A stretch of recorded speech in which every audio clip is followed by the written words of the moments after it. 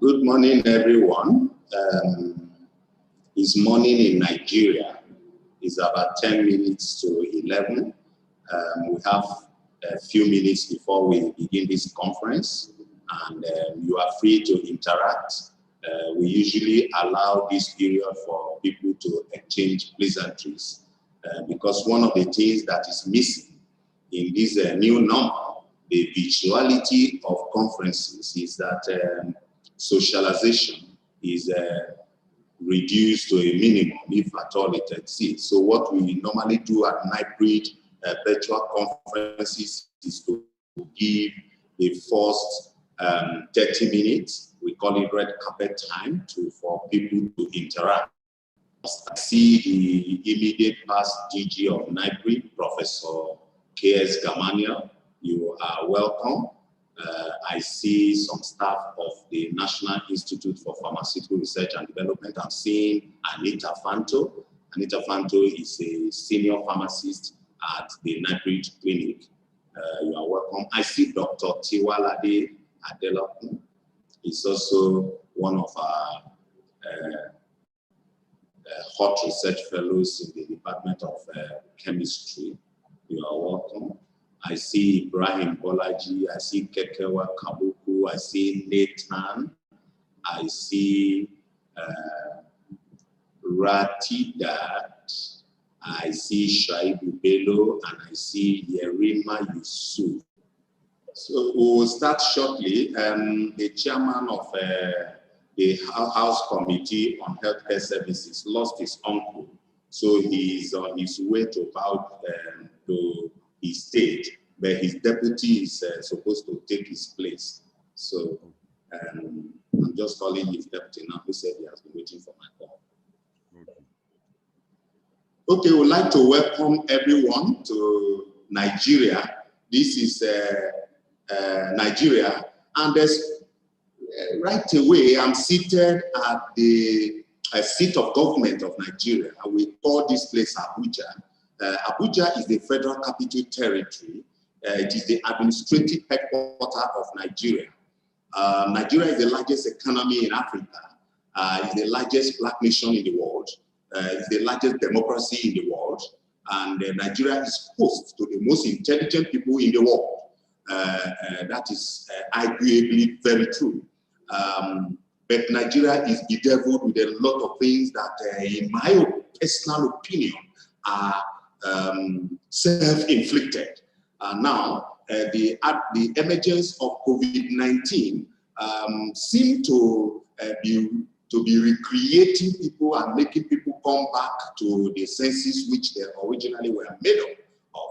So we therefore, in the last 1 year, have been hearing a lot about COVID-19, about SARS-CoV-2, about coronaviruses, about pandemics, and what countries, what states, what individuals, and most especially what scientists, and very most especially what health research scientists should do in order to ensure that health resources that are necessary, that we may make progress, that you may be able to attend to the people, that you may be able to justify the taxes that have been paid, on you, because for every one of us that attain one form of education or the other, some level of tax, some level of national sacrifice was made to make you who you are. So we recognize in our sphere here, in our space, that if we are unable at times like this to come to the rescue of our nation, then we essentially must be failing. So in order that this may not happen again, we've been looking at the different areas, and things that we can do. For us, at the National Institute for Pharmaceutical Research and Development, we've been singing this song for more than a decade now, and if only we were listened to, we believe strongly that we wouldn't have suffered the extent to which we did. and in continuation of our effort, we are at this conference, a one-day conference that is essentially about 1 hour. We are going to look at research and development as essentially as a solution to medicine insecurity. And why is medicine insecurity an issue for us now? I believe I should not waste too much time on that, because we should all know by now that if countries have locked up their borders against us, then everyone probably would have gone to the grave by now in this country and then in Africa, because we do not produce anything. And it is a shame that with all our skill, with all our knowledge, we do not produce anything. What do we do to get out of this quagmire? These are things we shall be discussing at this conference. We have lined up great men and women.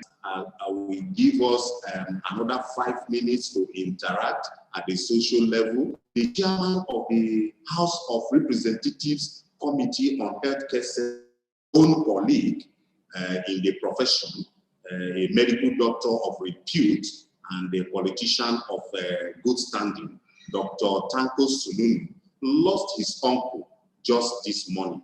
So he's on his way out of Abuja. But in his stead, the deputy chairman of the committee is going to chair this meeting and is going to give the opening remark. He just contacted me about a minute ago, so I need to get his email to the ICT unit in order for him to join this stage. So while I'm away for 5 minutes, can we quickly continue our social interaction? I see on the stage already the chairman of the Pharmacist Council of Nigeria, my own lecturer, Professor Ahmed Tijani Mora, a professor of an indefatigable professor and chairman of our council, who is also the latest crowned chief. We'll talk about that later. He's on the stage.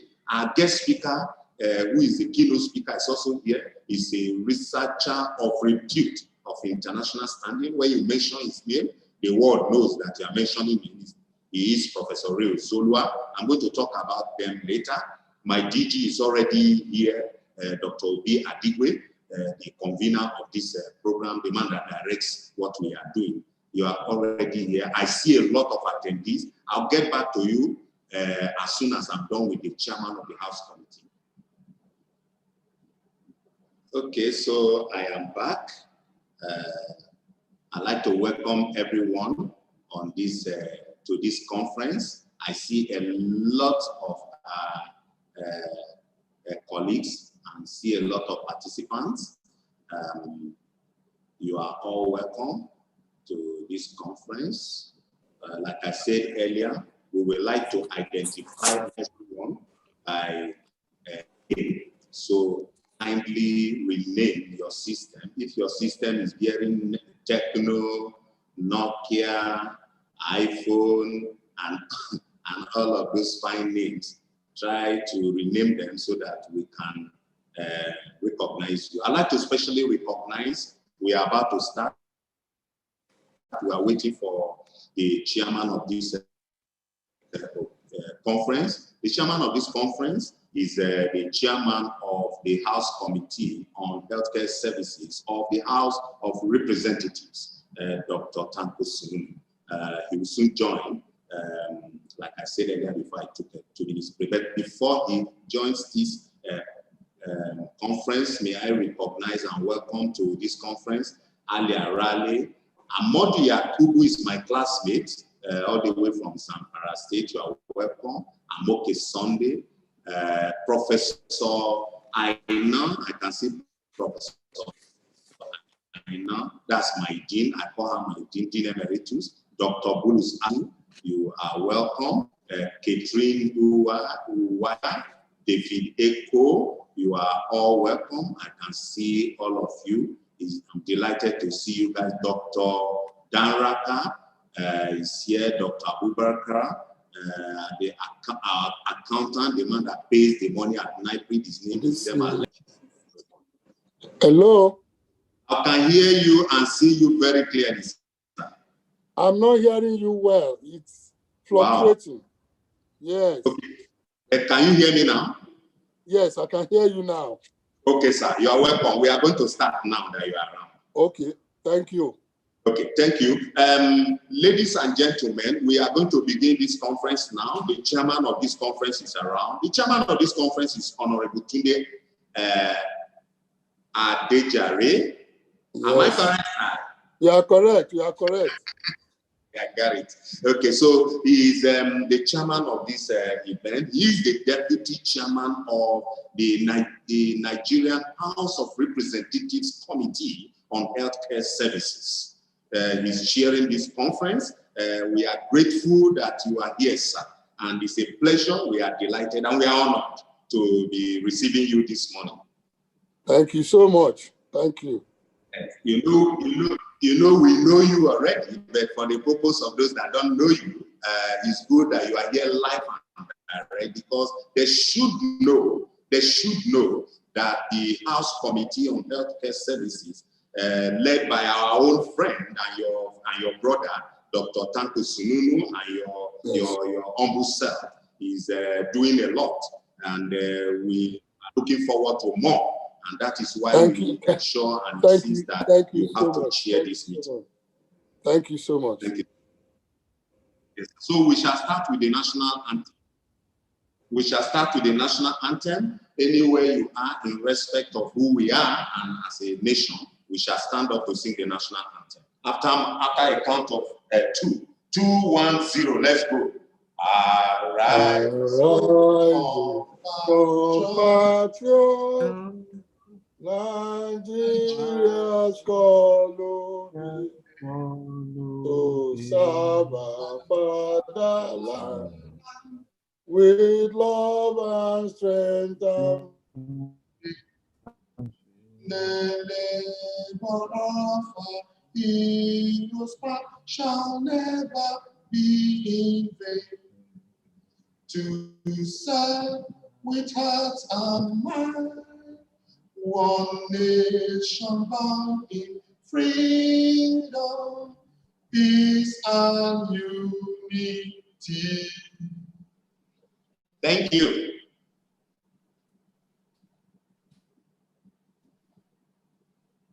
Thank you very much. We will adjust to all of this. It's one of the things that come around with the changes in man's way of living. This is what comes with virtuality these days. So we will leave it like that. Okay, so I'll quickly introduce our panelists. As you can see, we have posted the brochure. Just look at the chat part of your system. You can download the brochure there.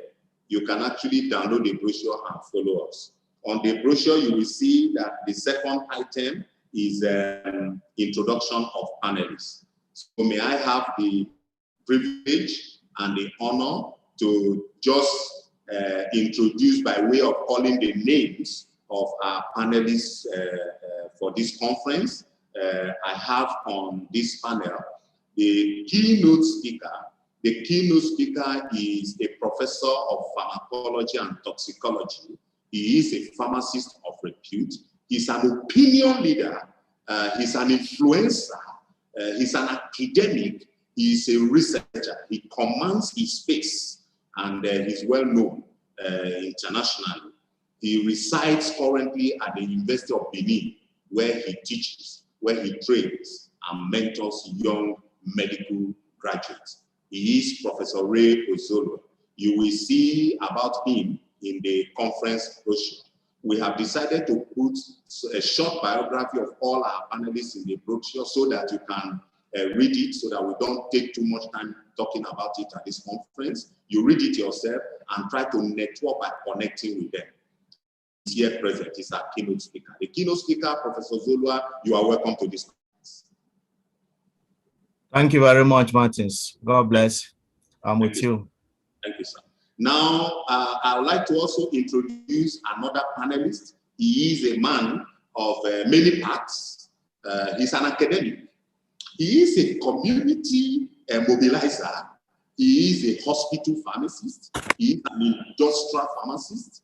He is a traditional ruler.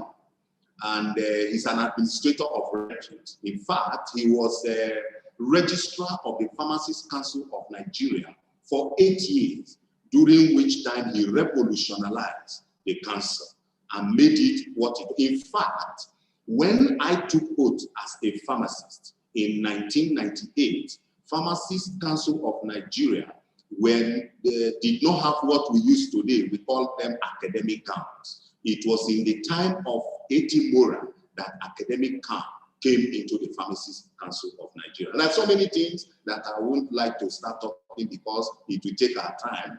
But the man is here, and just a few days ago, he was stubborn. Let me not attempt to call the name of that title so that I don't murder it. But I believe I will plead with him to call the name for us when he is his turn to say something.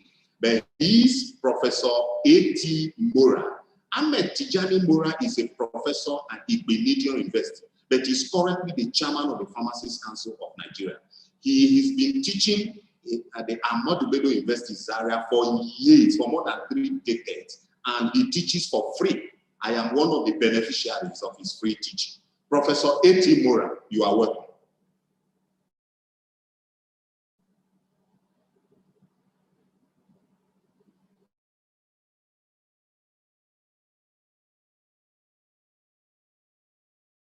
The phone is mute, so when you can unmute, it seems your microphone is mute. So I will go to the next person who is not on now because he's currently having a Zoom meeting with his boss in the United States of America. The chief of party to USP Nigeria. The chief of party to USP Nigeria is a pharmacist, Mopa. Mopa is current. Okay. Okay, you can hear me. Welcome, sir. Yes, I can hear you. Okay, yes. Thank you very much for that introduction, Dr. Martin, Professor Martins. Thank you, sir. Thank you, sir. You're welcome. Okay, so we will introduce Mopa when it comes. The chief of party to USP Nigeria is currently doing a report to his office in US. So as soon as it's done from the I introduce the chairman of this meeting, Honorable who is here, and but may I now welcome to a man who is responsible for being gathered today, and that is why deliberately I've left his introduction to be the last. Executive of NIPRD. Yes, his name is Dr. Obi Peter Adigwe, the DG, Director General of the National Institute for Pharmaceutical Research and Development. This man, I will tell you later about him. For now, let me just tell you that the person who has been causing controversies in the media as a result of his love, passion, aggression, determination, and zeal to ensure that Nigeria utilizes its own capacity and the capabilities of its own scientists. He is the one on stage to take marks because he's welcoming us as the convener of this project. DG NIPRD, sir. Thank you very much, Professor Meja. Mine is a very easy task, and I thank the team for making it easy for me. Yesterday, I had a 9-hour marathon meeting, and unfortunately, I almost exhausted my total word count for the whole week. So my comments today will be very, very minimal. Let me begin by welcoming the star-studded team that we have here today for this conference. It is on record that this is the very first time in history that this varied team of high-level stakeholders are being brought together to look at the issue of medicines security. As we all know, the triple helix or quadruple helix model is what is being canvassed as the most appropriate formula for engaging in developing solutions in situations and contexts such as ours. And that is when you bring in the academia, when you bring in government, and when you bring in industry, as well as the community, if you're looking at the quadruple helix model to look at issues. What it means is that you have various groups talking to each other.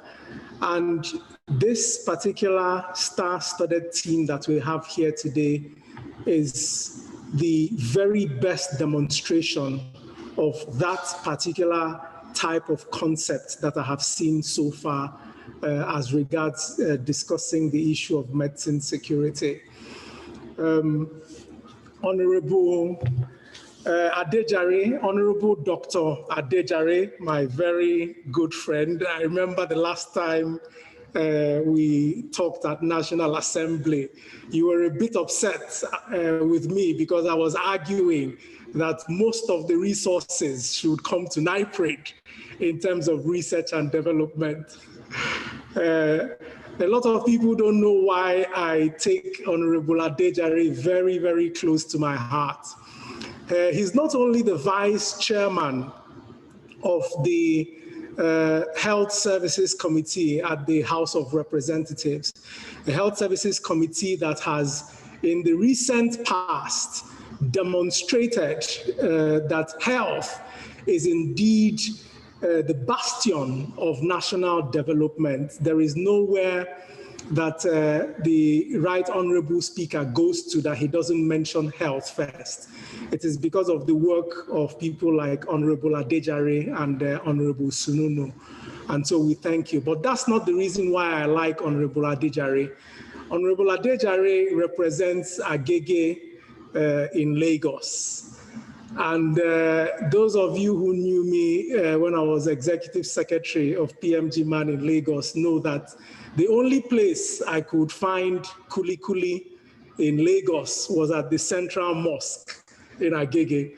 And so it's a thing of pleasure that people like Honorable Adejare are giving my people in Agege quality representation.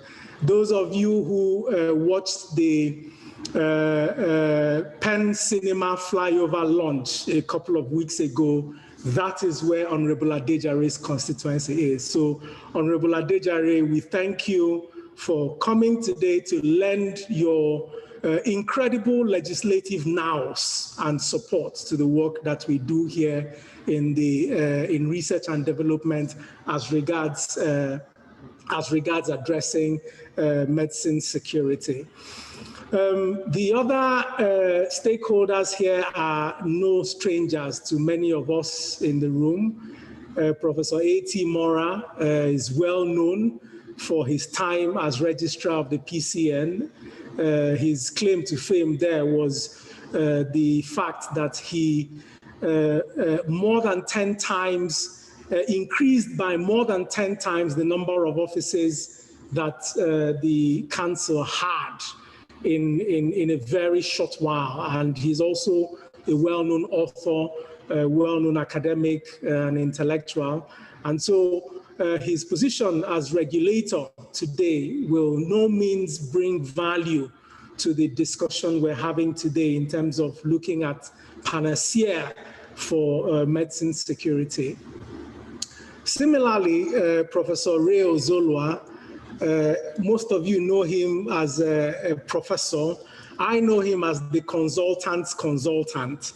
because whether it's with the Americans, or whether it's with the British, or whether it's with the presidency or with the regulatory agencies, whenever they want to unravel a very, very stubborn problem, it is consultants like Professor Ray Ozolwa that they go to. But there was something I learned about him today while I was flipping through the conference brochure that was prepared. I learned that he also has a very, very strong affinity for forensic pharmacy, and that is of great interest for me. Some of you here may not know, a few weeks ago when there were unexplained deaths in Kano, at the very highest levels in this country, they reached out to us in NIPRD to say, this is what is going on in Kano. And we know that your institute is home to some of the most world-renowned scientists. How can you lend value to what we're doing? And we were able to send someone who had expertise in forensic toxicology to the committee that looked at Kano. And I will not be immodest in saying that the contribution of that forensic toxicologist went a long way in unraveling the case of the mysterious deaths in Kano.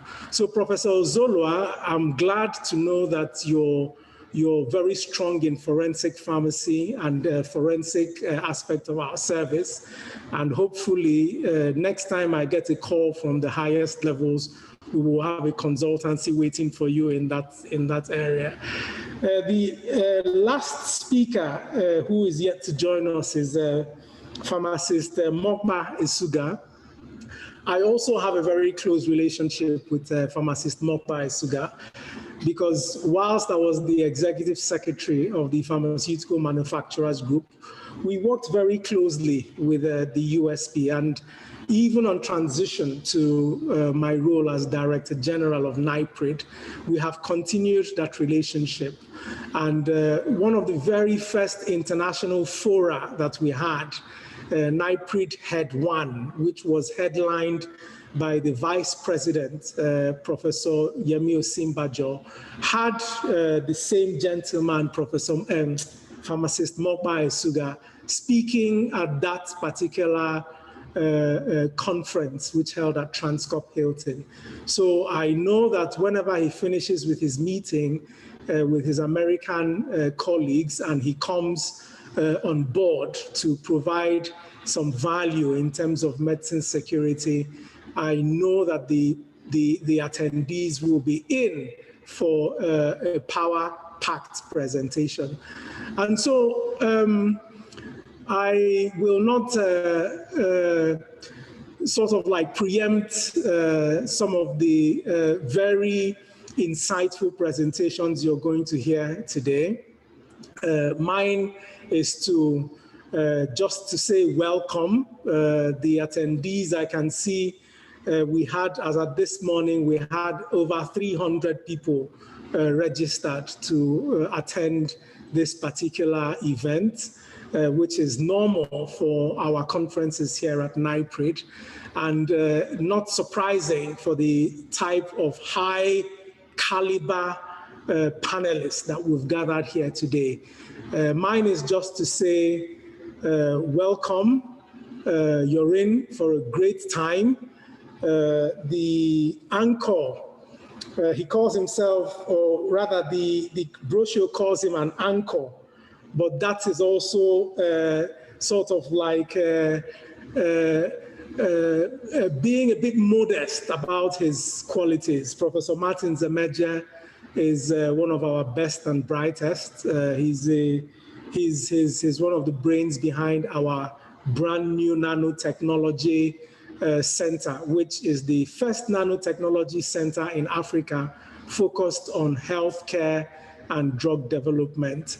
So forget the fact that he also makes you people laugh on this platform. There is a lot of intelligence behind that humor. Ladies and gentlemen, I have now, unfortunately, finished my word count for the week. So permit me to now yield the floor and welcome you to what promises to be an eventful conference. Thank you. Okay, thank you very much. That was the voice of the Director General of the Institute, Dr. Obi Adigwe. Thank you, DG. So let's quickly go to the next on the item, but permit me to, because there are so many persons, I'm going to find time because there's something we decided we're going to do at this conference.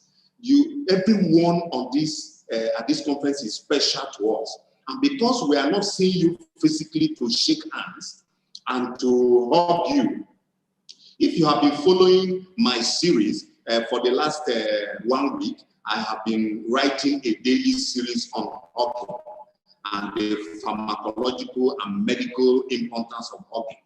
And unfortunately, we cannot hug ourselves because this is a virtual meeting. So the least I can do is to just rush by calling your names later on. I will do that. But let me not move on without saying that present at this conference is the director of the Traditional and Complementary Medicines Department. We call it TICAM, Traditional, Complementary and Alternative Medicines. It's a full-fledged department of the Federal Ministry of Health. The director of that department is our own pharmacist, Zainab Sherif. He is present at this meeting. You cannot hide. I'm seeing you. Welcome. Okay, so let me go to the chairman of this occasion now, of this conference. Chairman is going to deliver opening remarks and is going to say, yes, I have given approval that you guys can go ahead and do this meeting. Honorable Adejere, our own Deputy Chair, House Committee on Healthcare Services. Over to you, sir.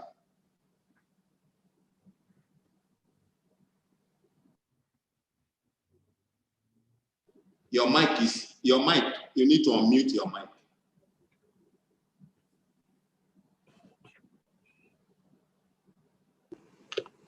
Are you hearing me now? Are you hearing me now? I'm not hearing you. We can hear you. Very, very clear, sir. Okay. Say welcome to everybody, particularly the convener, my friend, my brother, Dr. Adigwe. And also say welcome to everybody else, the convener, like your humor, and we've just been told that the humor is backed up with a lot of talent and brain there. Thank you for doing this for us. To all the panelists, keynote speakers, I really say welcome to you. And thank you for having us too.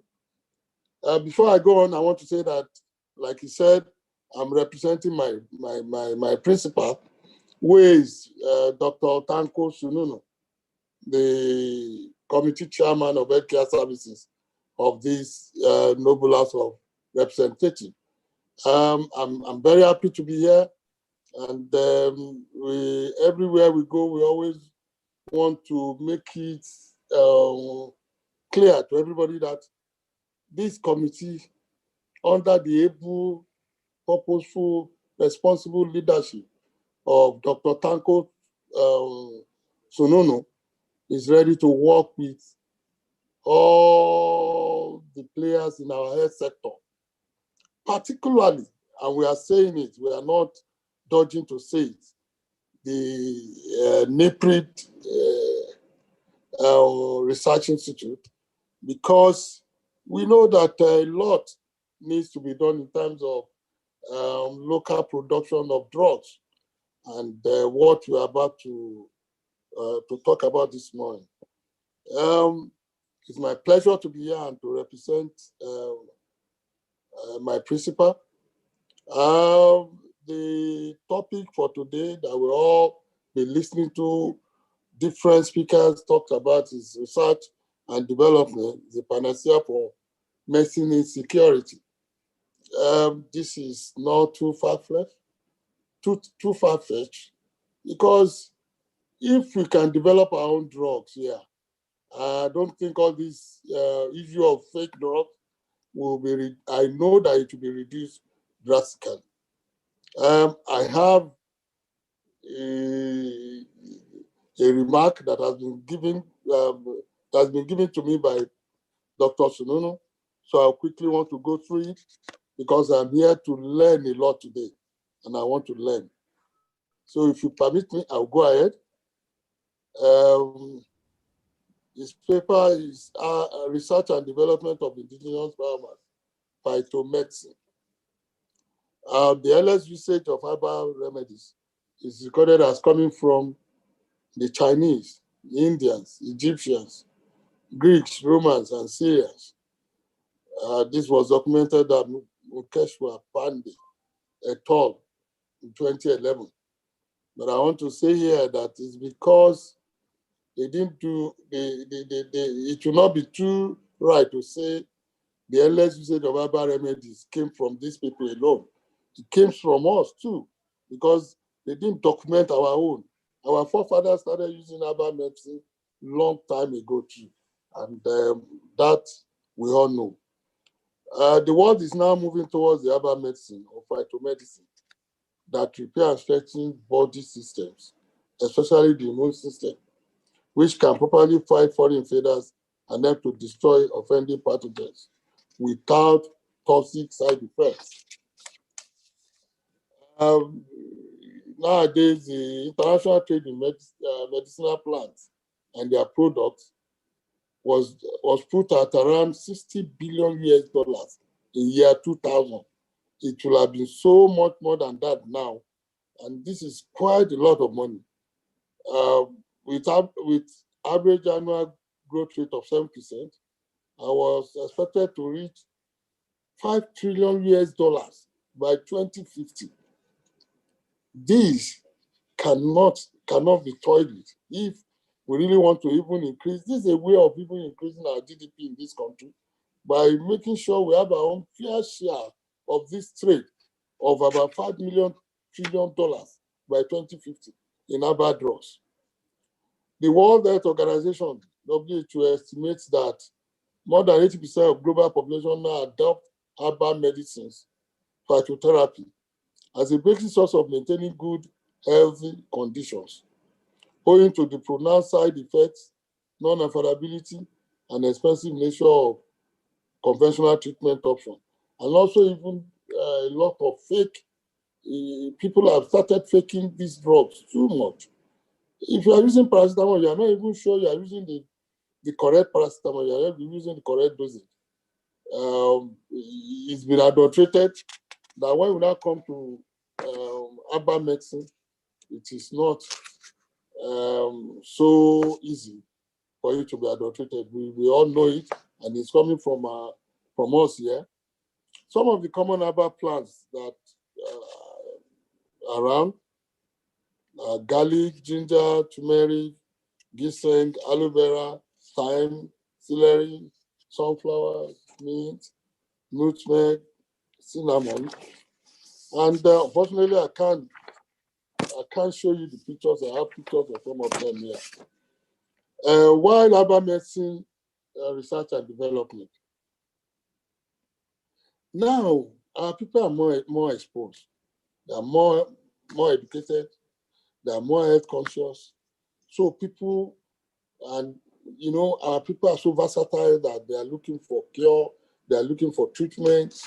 All these orthodox drugs, some of them are not readily available. Of recent, a friend of mine had to be transported out of this country. And one of the drugs he was using was costing us about 10 million naira, for a month. One particular drug. So the expensiveness of all these orthodox drugs has been part of the forces that has been driving our people towards developing herbal drugs that we can easily get and that are cheaper here. And there are a lot of conscious effort from government and our people to create balance between the socioeconomic differences between the rural and the urban centers. So, and one of the ways is to look into developing our herbal drugs, herbal medicine. And a lot of free marketing, free market economy is driving a lot of people being able to sell their goods, even to as far as foreign countries. And this is helping us to develop these our drugs, herbal drugs. What are the economic importance of local research and development of this local drugs? It is a very good potential source of employment and livelihood. The value chain of production of herbal drugs and their sales. They are cost effective. You use small money to buy what to treat, what the orthodox drug that will cost you so much. We also treat. Like I said before, this will contribute to our GDP. It will help us and improve our livelihood there. It can also help us in foreign exchange. And one of the things that is wrong with this country is we import a lot of things, and we are not exporting. We are exporting few things. So we are not any foreign exchange that will help to show up the value of our naira. So therefore, you see our currency getting devalued all the time. And we have more savings in foreign exchange. And you can imagine when I said by 2050, this trade in herbal drugs will be about $6 trillion. That's a multi-billion-dollar industry we are looking at on our hands in this country. What are the health benefits of phytomedicine research and development?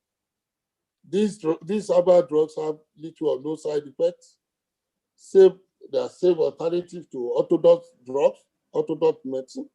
They are easily available and accessible, and they serve as so many things, including serving as detoxifiers and cure agents for things like diabetes, hypertension, all of them. The common health conditions manageable via herbal medicine research and development. I have over 42 of them listed here, but amongst them are, like I said before, diabetes, stroke, malaria, typhoid, fever, arthritis, high blood pressure, cancer, menstrual disorder, and all the rest. Some of the examples we have here is hemp wax. Hemp wax has a principal product known as cannabidiol, CBD. Hemp market is up to its $22 billion. These are huge sum of money. These will be in trillions of naira by 2022. CBD is a chemical compound known as cannabinoid, found in the resinous flower of cannabis. CBD is non-psychoactive, unlike its psychoactive relative, tetrahydrocannabinol, THC.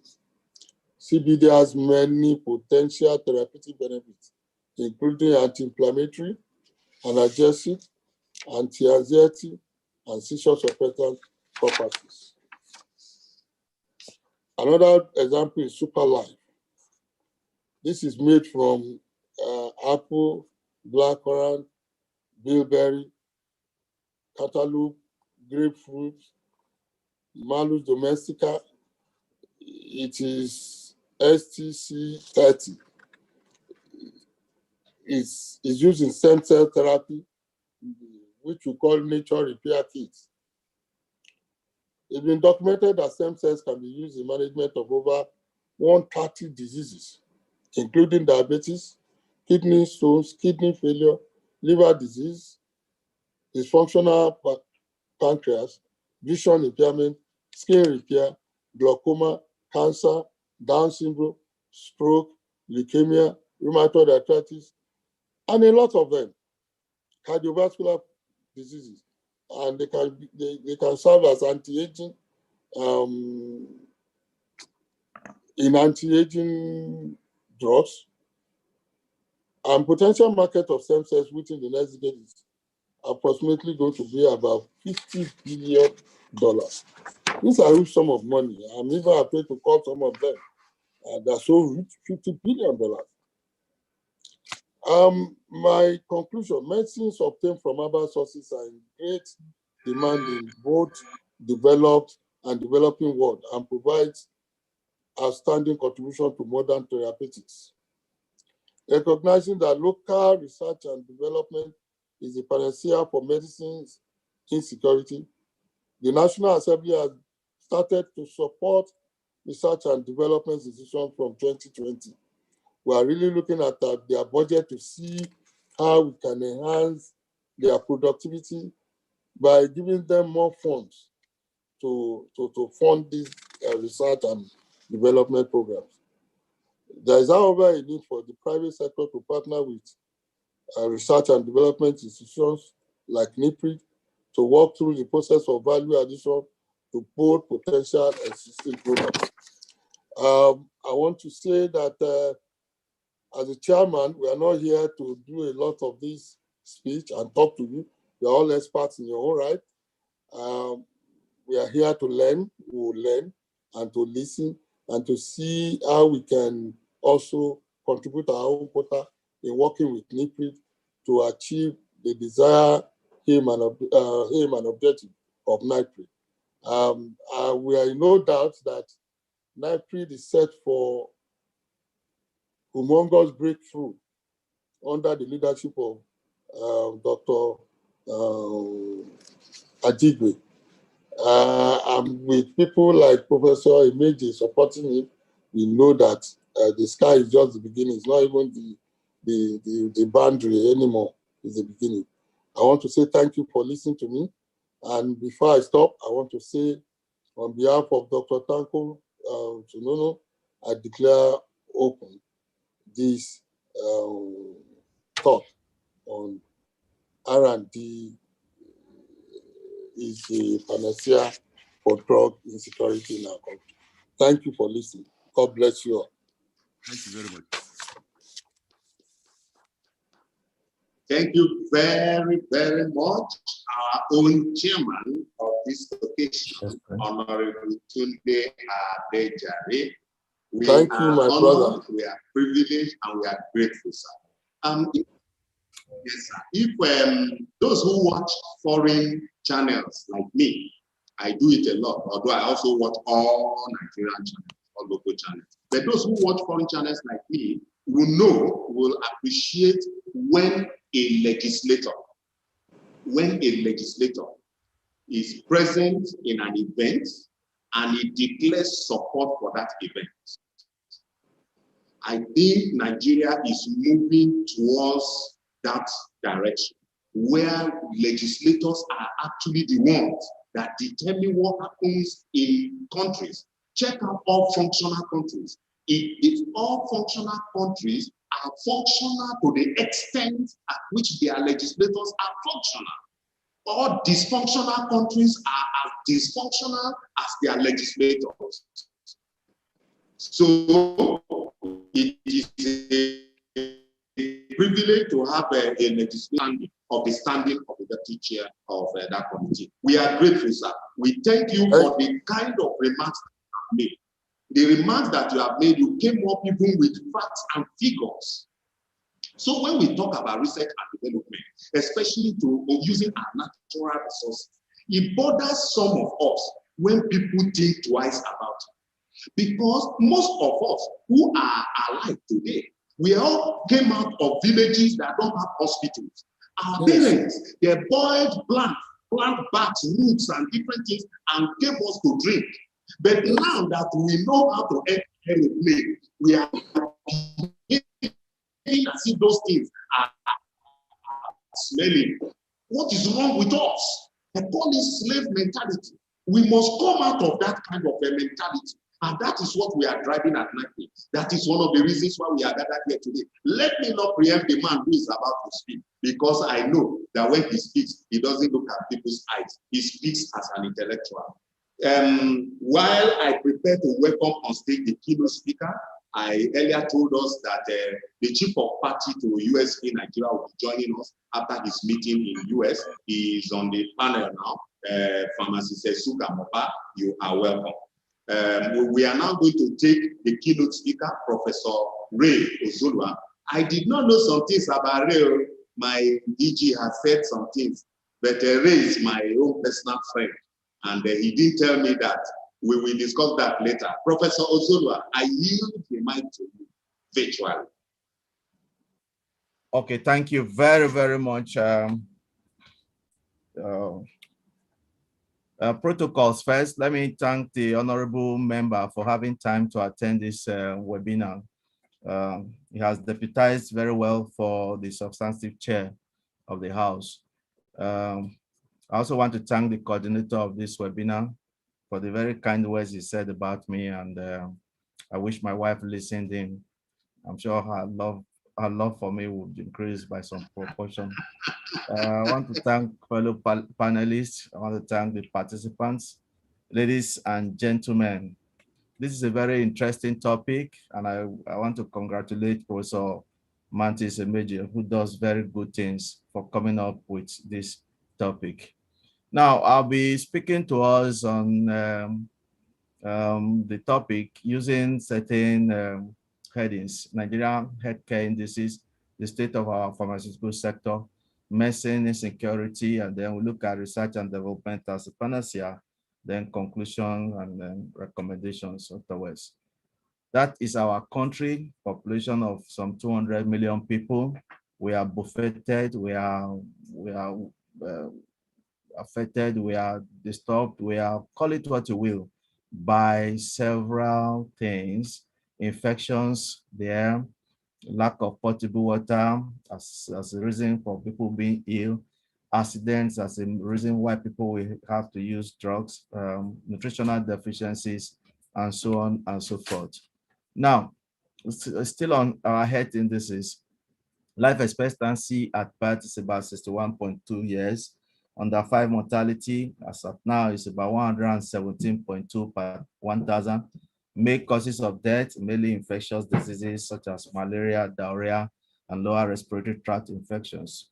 Then our health facilities are inadequate and state of disrepair more often than not. So like every nation, Nigerians will need medicines because people will be ill. Now I've put there the top pharmaceutical exporters. I'd like us to look at Germany. Germany exports some 62.3 billion worth of drugs every year, and they account for 16.8% of total world export. 1 to 10, Nigeria is not in the radar. 1 to 80, as much as mine data could source, I could source 1 to 80, Nigeria not in the radar as well. But India is number 10. I'd like us to also look at India closely. 40.8% export in terms of the $40.8 billion worth of exports every year, and then 3.8% of total world export.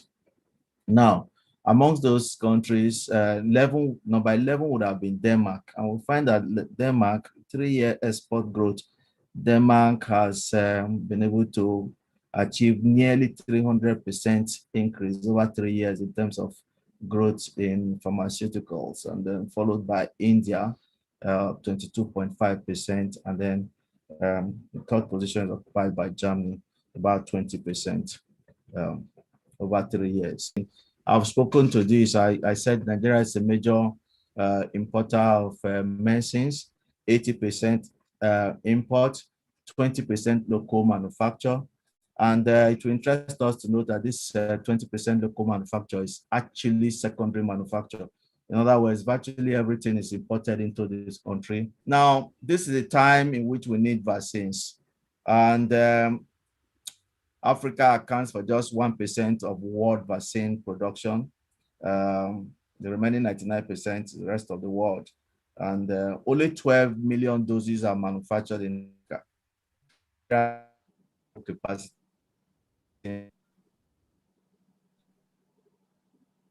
not. Current African manufacturers of vaccine, you will see for yourself, Senegal, our West African neighbor, Tunisia, Egypt, Ethiopia, South Africa, all of these are the countries in Africa. Just now, where vaccines are being produced, each country with very limited capacity. Now, the points are that Nigeria is mainly import dependent. There's medicine supply. Distribution is very chaotic, and the regulation and use of medicines are suboptimal.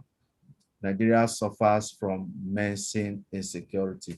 That's what I want to bring out. Now, what is medicine security? We want to define it as the assurance of the availability of genuine, safe, and efficacious medicines produced in line with good manufacturing practices, with a maintenance of integrity all through the supply chain from the manufacturer down to the consumer. Or we can put it simply as saying it is the opposite of medicine insecurity. That's what you should have read here. You know, it's the opposite of medicine insecurity. I mean, that's small error. Now, what is medicine insecurity, which is the mirror image of medicine security? It is the absence of consistent access to safe, effective, affordable medicines for an active, healthy life by the majority of the population in a given region. In this instance, Nigeria. Simply, it is the inability of a nation to meet most of its needs in terms of medicines. We are not able to meet our needs. So imagine if Nigeria was at war with another country that produces the medicines that we use, what will happen to us? Just now, the vaccines that we are using is sourced from India. And India, because of the difficulties they are having, have said that they are not going to export any of their vaccines out again, any of their medicines for fighting COVID-19 out. So you now see that we are indeed in bad shape. We are not medicine secure. Now, the signs and symptoms of medicine insecurity include the following: unavailability of prescribed medicines due to poor access. And of course, there's chaotic distribution network, as we know. Missed dose of an essential medicine due to high cost. Therapeutic failure due to substandard medicines. And then increased cases of addiction due to porosity of borders to substances of abuse. These are some of the symptoms. And when you see them, you can tell that a particular country or region is not medicine.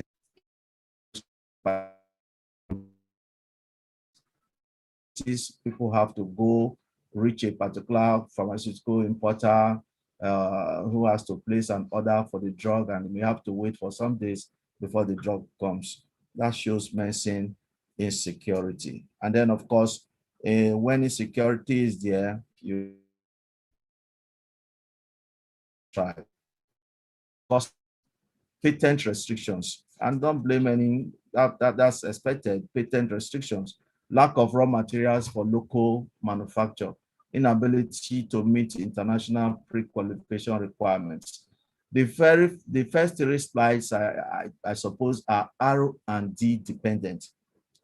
The rest are less R&D dependent. Lack of required infrastructure for local manufacture, government apathy in terms of incentives and funding towards local manufacture, poor implementation of health policies, and then, of course, corruption. There are consequences of medicine insecurity: high cost of medicines, faking and adulteration, substance abuse and misuse, therapeutic failures I mentioned earlier, increased morbidity and mortality, because when these medicines are not there, people are more likely to be ill, or they die from the illness from which they've been diagnosed. Loss of foreign exchange, heavy reliance on other nations, and I have termed that pseudo-independence. You cannot be truly independent if you are not able to meet your medicine needs. So pseudo-forced independence, we have a false sense of independence. A country that imports 80%, because the 20% manufacture is simply based on what is imported from other countries. We just do secondary manufacturing. So we know that Nigeria is an untapped place for the introduction of new medicines, natural resources for synthesis of linear alkyl benzenes. I recall that when we were in the pharmacy school, many of us could synthesize so many drugs, at least on paper.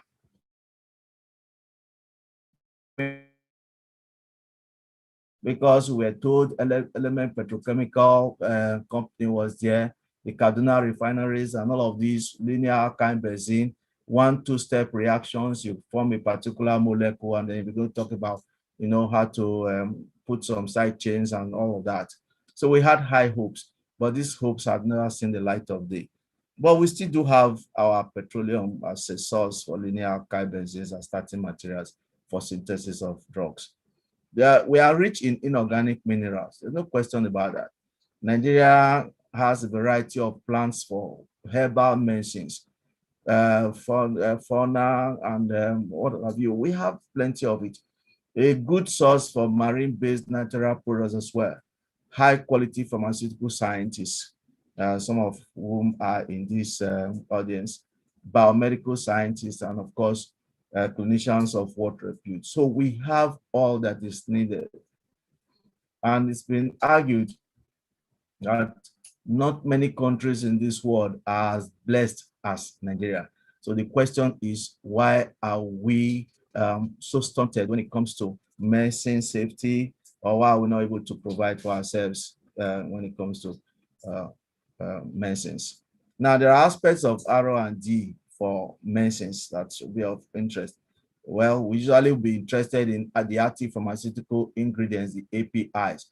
These are mainly synthetic organic molecules, but we know that we can also take advantage of the herbal medicines, about 10,000, I'm told, in our environment, and we're going to make good medicines out of all of these. So we can also look into the excipients, and I know that the research into excipients, binders, disintegrants, syrups, and all of that from our local products. They are legion. Very many researches have been conducted in this area. Why are we not able to produce these ones for our own local needs? So we can continue research and development in that angle. Basic pharmacological and toxicological research is an aspect. Of course, clinical trials. These are the angles in which R&Ds for medicines are usually directed. Now, in causes of poor R&D, poor funding by government and private sector, the art of export. We just like to grub and grub and grub, take what comes from the other country. Nobody is thinking of how to do something that can be, sold.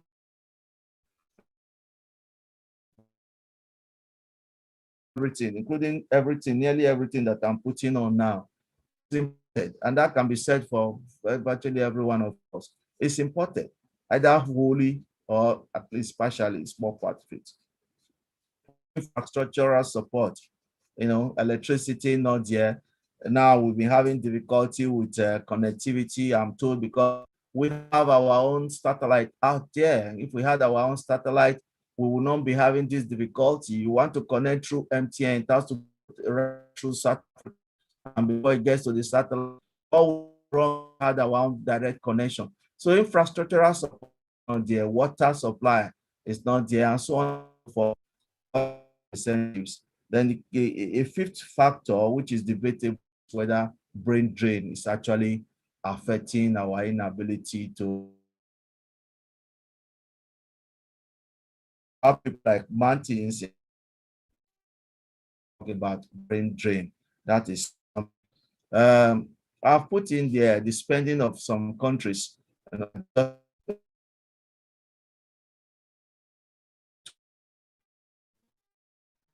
and you find that US is topmost. Well, they say they are number one in the world. No country compares to them. But China is struggling very hard.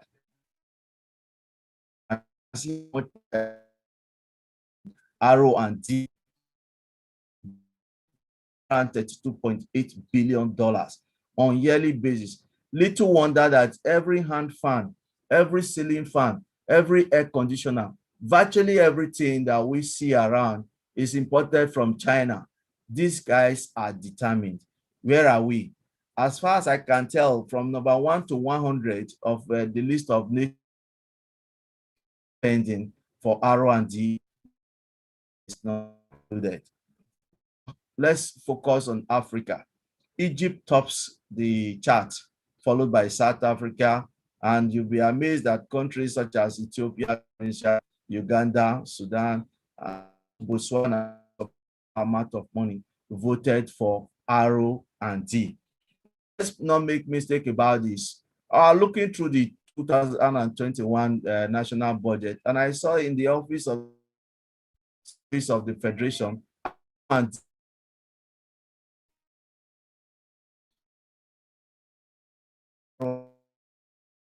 the office of the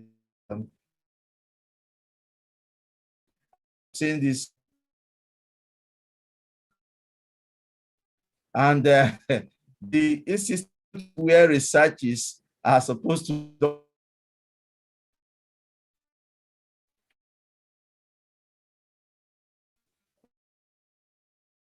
research institute. I've put NIPRD here. The DG of NIPRD is here, soft-spoken, man with good diction. He spoke at the outset. He may wish to dispute this, but I got this from the 2000 federal allocation, and then 2001 too.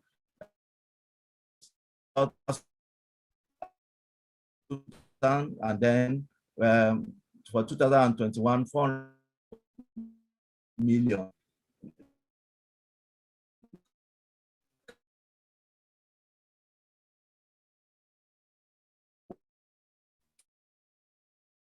Years of pandemic, if you will.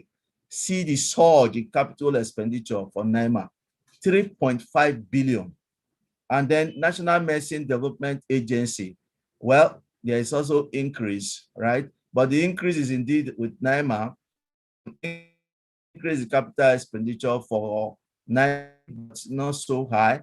In terms of percentage, NIMA and then the Natural Development Authority, they have the greater percentages of increase, but no subhead research. 0, 0, 0, 0. Now, the office of head of service of the Federation, 50 million, whatever the amount that is in there. How come a research does not have a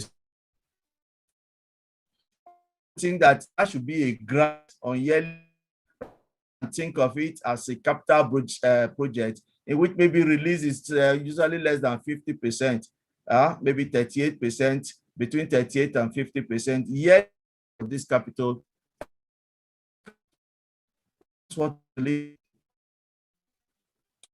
it as a grant that every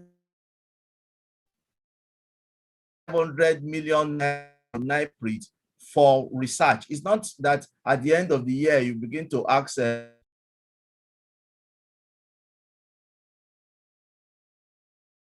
coffers and they use it to do basic research. Nigeria will not be where it is now in terms of medicine insecurity. Now, sources of R&D funding in other parts of the world. Let's look at the United States of America. 66.7% of R&D is funded by the industry. Federal government accounts for 22.2%. That shows that we just cannot rely entirely on government, expect government to be the only one funding R&D. The academia research institutions, they also contribute their quota to R&D from internally generated revenue. Foundations, voluntary health associations, professional societies. I was glad to learn that PSN is looking forward to asking Nigerians to donate 1,000 naira for certain things, research purposes. And if every Nigerian, if 100 million Nigerians donates 1,000, tell what come to that can be used for meaningful research in our own medicines. State and local governments are not left out in America. In the industry are interested. Why is the industry failing in R&D in Nigeria? They will tell you that they have the education tax, which is also often referred to as the education trust fund. They also worry, they complain about that taxes, sundry taxes by government, regulations, antitrust issues. Then, of course, the average Nigerian company believes that all you just need to do is to bring in the drugs, and then NAFDAC, get the thing registered by NAFDAC, and then you are into money. And with that kind of mentality, local efforts are suffocated. Let's take India as a case study. India, as we speak now, accounts for 50% of global demand for vaccines. The vaccines available in Nigeria, the AstraZeneca vaccine that Nigeria is using, is manufactured in India, imported from India. So India accounts for 50% of global demand for vaccines. 40% of generic demand in US. As great as US is, they depend on India for their generic drug supply. 25% of all medicines in UK will come from India. 2% of all generic medicines from India. So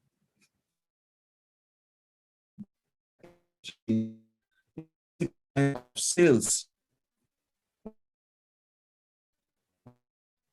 tertiary education tax is 2%, I suppose, of net profit. In India, R&D is 20% of sales by the industry. In Nigeria, it is 2% of, I suppose, net profit. Now, India is not stopping there. They're looking forward to being the world leader in medicines. They have 5 new ways that they wish to go. First, they are accelerating quality and compliance through lab digitization. Second, they are adopting good laboratory practice as key to R&D lifecycle management. The third is that they are adopting new R&D models to boost innovations. New models. There are new models, a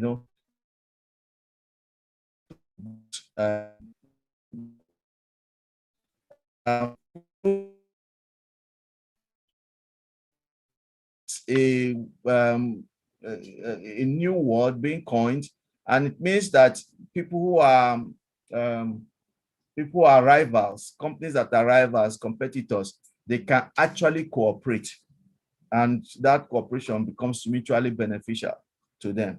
And it's possible in India, as they are imagining, to outsource R&D. For example, nothing wrong with JSK asking NIPRD to drive a particular process, or ask University of Benin to drive a particular process in terms of R&D. That's outsourcing. India, yet again, the Indian government's commitment to R&D in budget 2021 is encapsulated in this quotation. And I'll read. Say, with a considerable focus on healthcare, the government's intention in driving the investment in advancements in biotechnology, smart medicines, virtual and augmented reality, artificial intelligence, IoT, in healthcare are likely to gain momentum. So that's a country in which the government sees need for R&D, in spite of the effort by the industry. As we speak, ladies and gentlemen, chairman, everyone, India is far more medicine secure than Nigeria. And that is our country. By way of conclusion and recommendation, that's our country. The tortoise is the fastest animal in the world. So we seem to have taken the nature of the tortoise in terms of our medicine security. We are slow, but I worry if we are steady as well. And I like to quote Shakespeare in Julius Caesar at 1:3. The fault, dear Brutus, is not in our stars, in ourselves, underlings. If we paraphrase it, we can say the Nigerian in our stars, but in our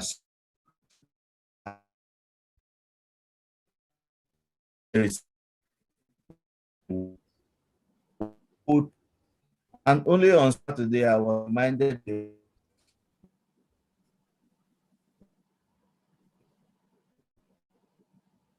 as we speak now, the world is in crisis over COVID-19. Nigeria is adversely affected. The advantage of what we are experiencing now, insecurity around for our nation. Dollar question. So, funds for institutes. This fund should come as grant, yearly grant, 200 million grant back for NIPRD for research. It's not more DG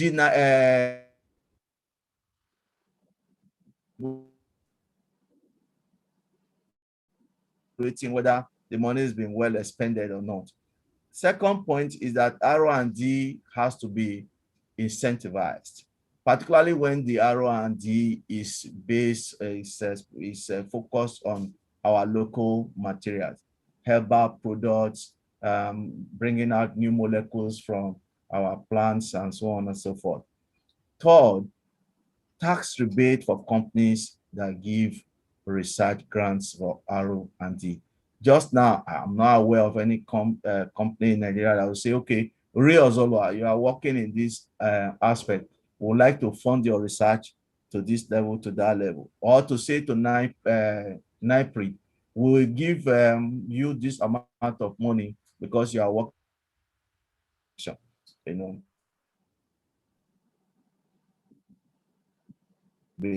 from government. So I want to thank everyone for me.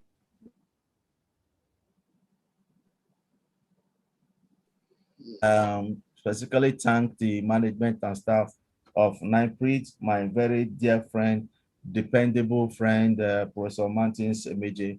He's younger than I am. He's also junior to me in the profession, but you'll be amazed how much I have learned from him over the very many years that we have been very good friends, and I keep learning from him.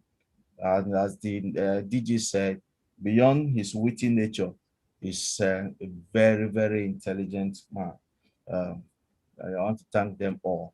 The slides have been put together. Myself and my mentees, Dr. Moses Bariweni, Dr. Olakweju Bolanle, the two of them are in the UK, and then one pharmacist, Ebere Opara, also my mentee is in University College Hospital, Ibadan, where she's doing her internship. So I give glory to God. That's the motto of my secondary school, ad majorem gloriam Dei, to the greater glory of God. And so I want to say thank you all for listening. God bless you. I'm here with you as we interact further. So thank you, and thank you.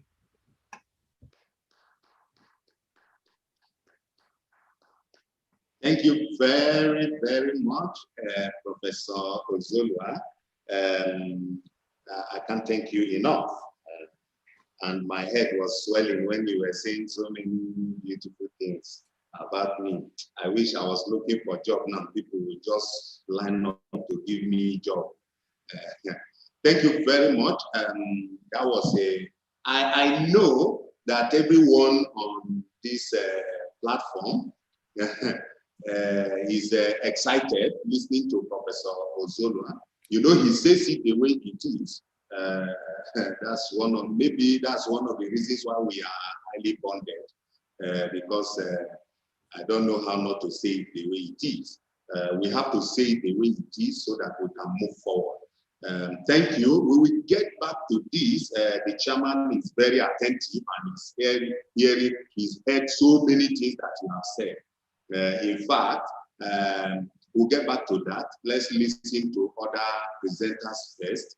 But I'm sure my chairman heard when you said that there should be money devoted for research. You call people, you commission people, and you demand for result. You don't demand for receipt.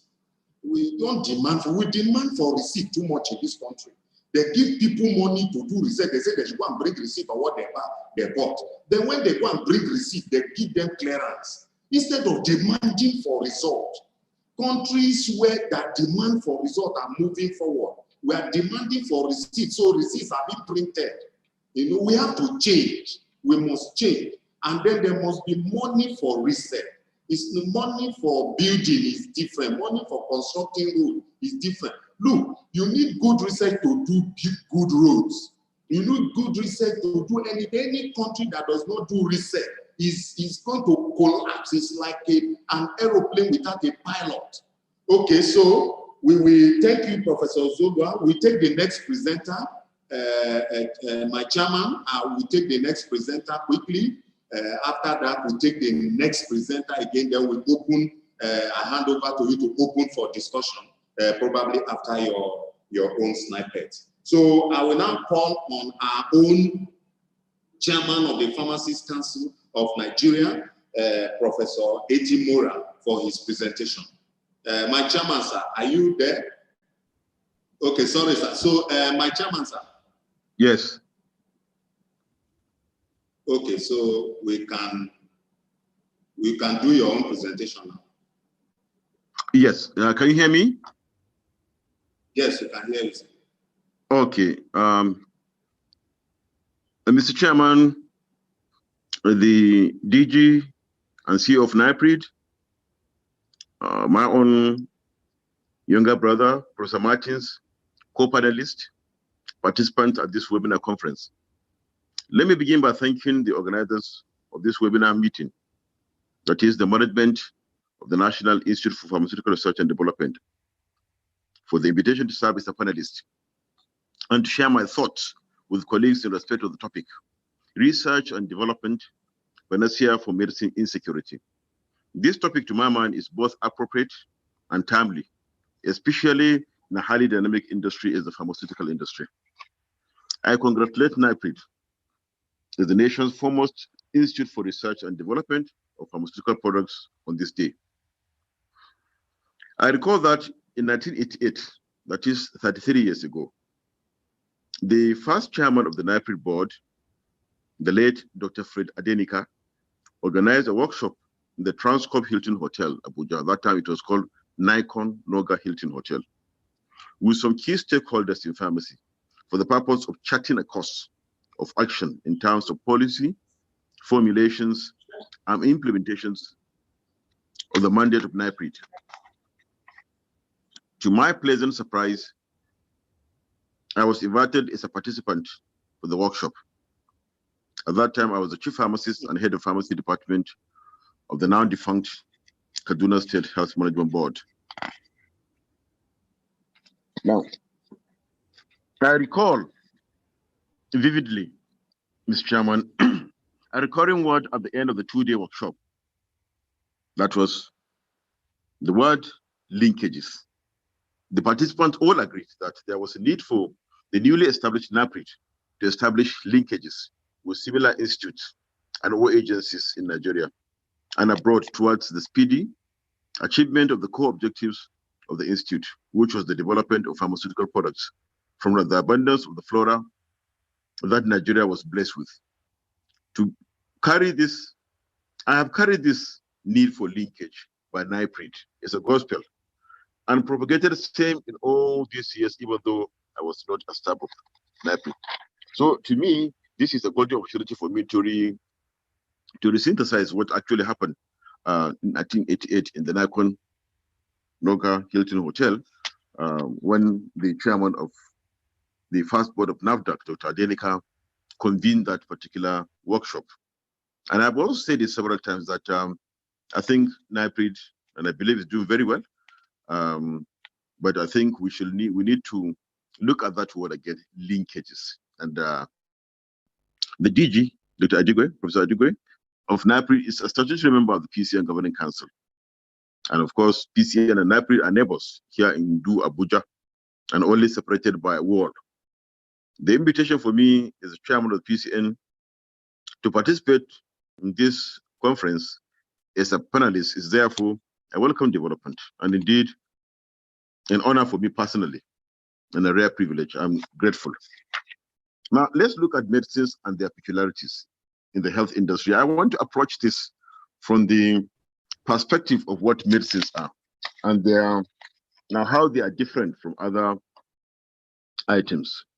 Medicines, in whatever formulation, are either for prophylaxis, curative, or diagnostic purposes.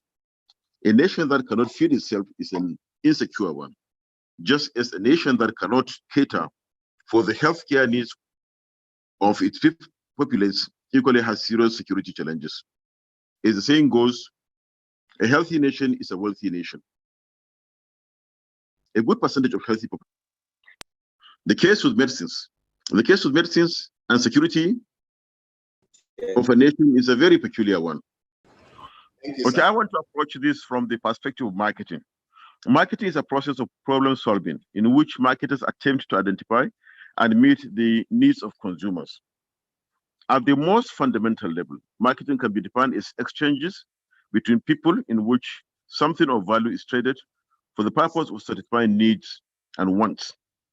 The key elements of this definition are people, value, needs, wants, and exchange.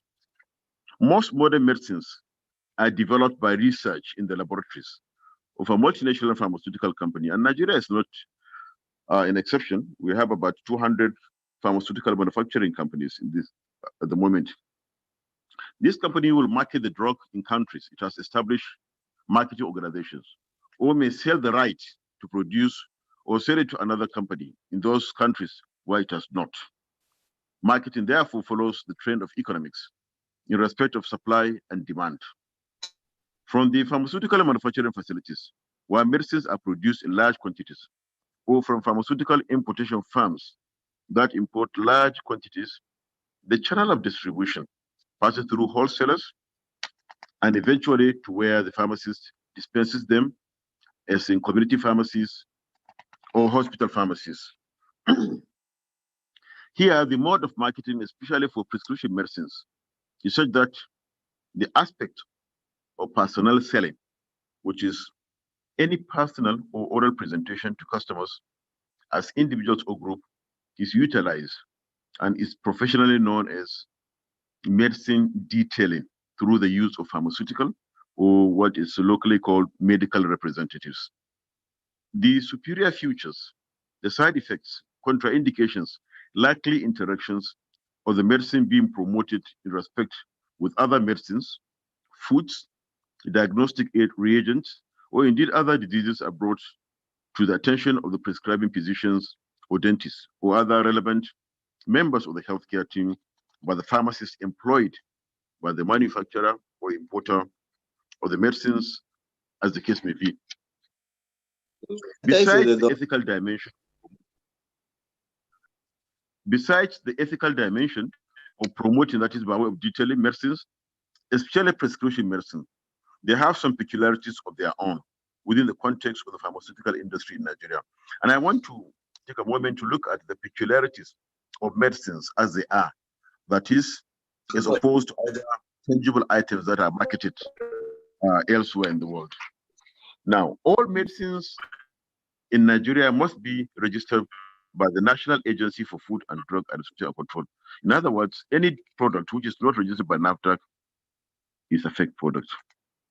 All medicines must be manufactured, sold, or dispensed in premises that have been approved, inspected, registered, and licensed by the Pharmacist Council of Nigeria. So products must be distributed along premises that have been licensed by the Pharmacist Council.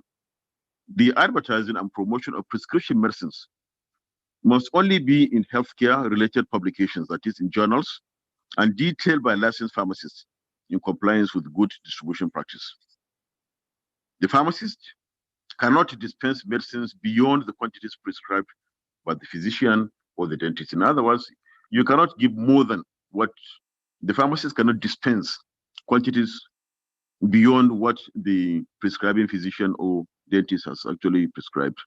Narcotics and psychotropic medicines are dispensed by the pharmacist to the patients with entries made in poison and disposal register. This is another peculiarity of medicines to ensure that those medicines that have that are likely to be misused or have addictive tendencies are actually properly disposed in the register. Medicines have shaped lives beyond which they should never be dispensed or consumed.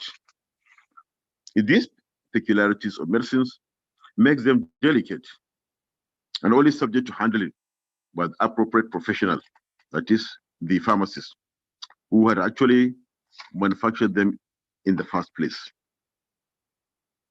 Now, medicine insecurity. I'm happy that Professor Ozola had actually given us the definition of medicine insecurity, and I'm happy with that. She came back yesterday, right? Now, medicines are chemical formulations, as we all know, produced in their branded or generic form. Medicines, it is insecurity from a variety of standpoints, such as the following. I want us to look at how medicines face insecurity. And these are, to my mind, in the following areas. Competitions from other manufacturers producing the same branded or generic equivalent. It makes a particular brand or a generic insecure if the propensity of those companies making the same products, as we say in the industry, me too products, then certainly the security of that particular brand or generic equivalent is at risk. Producers of substandard, fake, and spurious medicines. This another poses challenges to authentic medicines. If you have substandard, fake, and spurious medicines, we all know about this country, about fake drugs and so on. Smugglers and those involved in an orthodox distribution system. Yes, this has been mentioned several times. The issue of a chaotic distribution system in present Nigeria, which the Pharmacists Council, along with NIPRD, is seriously doing something about it in terms of introducing system approach to distribution. Advancements from technologies, since the industry is a dynamic one. Now again, a particular manufacturer cannot remain stagnant. There must be advancement in terms of the formulation that is being produced. That's why we have products like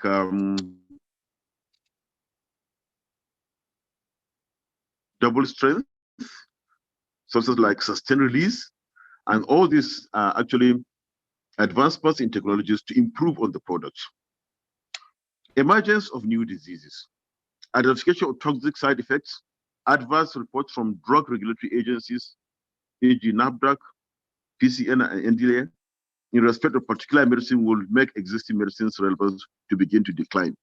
Now, if, for instance, one or more of the drug regulatory agencies, which are NIPRD, PCN, or NDA, actually make a pronouncement in terms of a particular medicine, and negatively speaking, that is, actually the relevance of that particular medicine begin to decline. For instance, the withdrawal of registration of a particular product will make its relevance to decline. The product life cycle of every medicine is one phenomenon that confers insecurity to medicines. Now, this is an area which is, I think, is very important. Every product, every pharmaceutical product goes through 4 stages in its life cycle. We have the introductory stages, when the product is being introduced to the market, then the process of growth, then the maturity when it plateaus, and then the decline. This is the product life cycle that every pharmaceutical product goes through, and every medicine passes through it. The threat of insecurity heightens, and eventually the medicine ceases to be relevant. That is, as the product moves through from introductory to growth to maturity and decline, it is prone to insecurity by competitors in the market, as far as that particular pharmacological brand is concerned. Resistance of the causative organism of the disease to the medicine, especially the chemotherapeutics and antibiotics types, confers a typical insecurity of any medicine.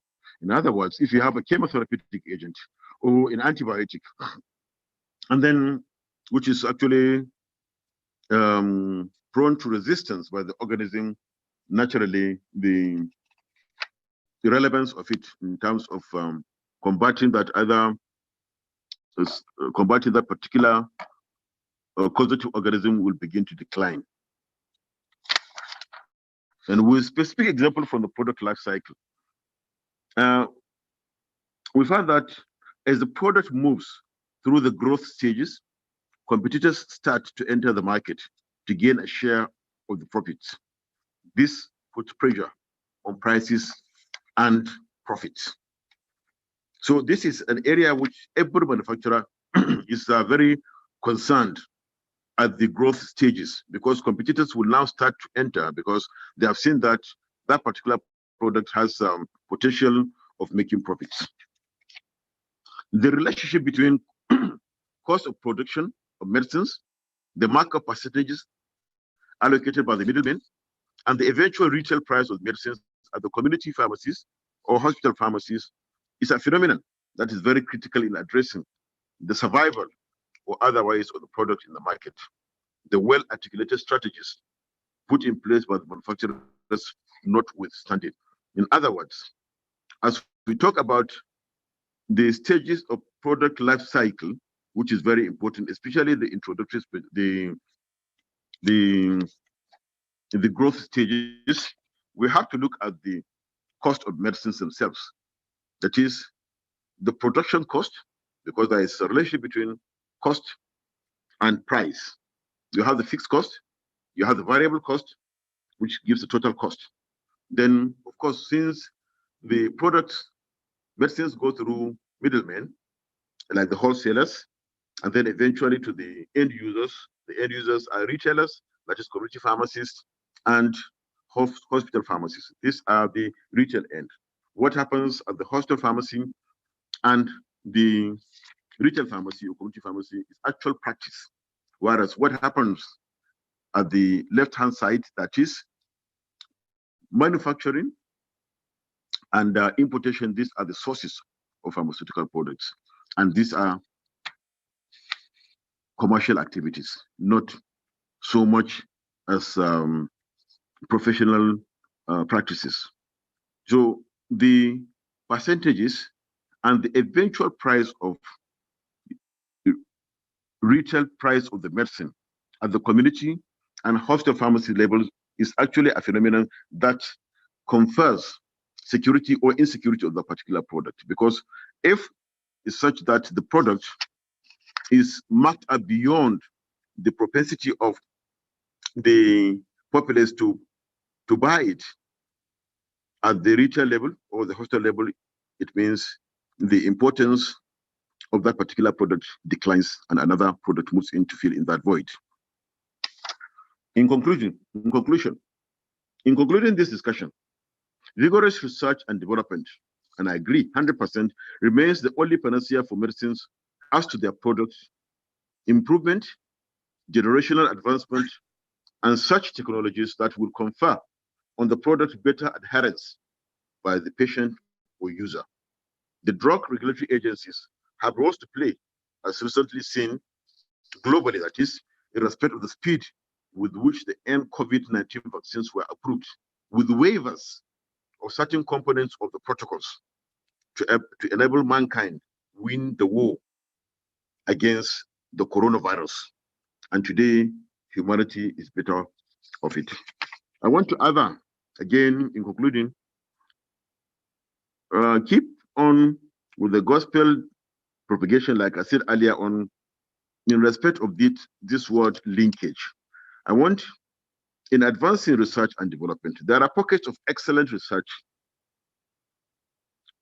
studies, especially in our universities, in the faculties of pharmaceutical sciences, at thesis at PhD levels, MScs, and even good projects that I will want to propose that NIPRD should exploit this pocket of research studies.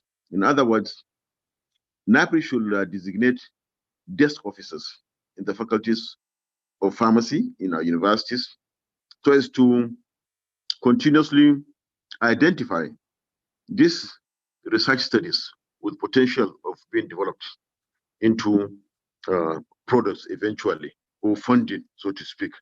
With the 22 faculties of pharmacy in Nigeria offering Bachelor of Degree or PharmD programs, I think it's not too much to ask for NIPRD to consider this, so that there will be collation on a periodic basis. These research studies from the final year students, those with the MScs, presenting the MScs or the PhDs. I want to once again thank the DG for this opportunity to share my thoughts with the panelists in this conference, and I thank the chairman, and thank you all, and God bless.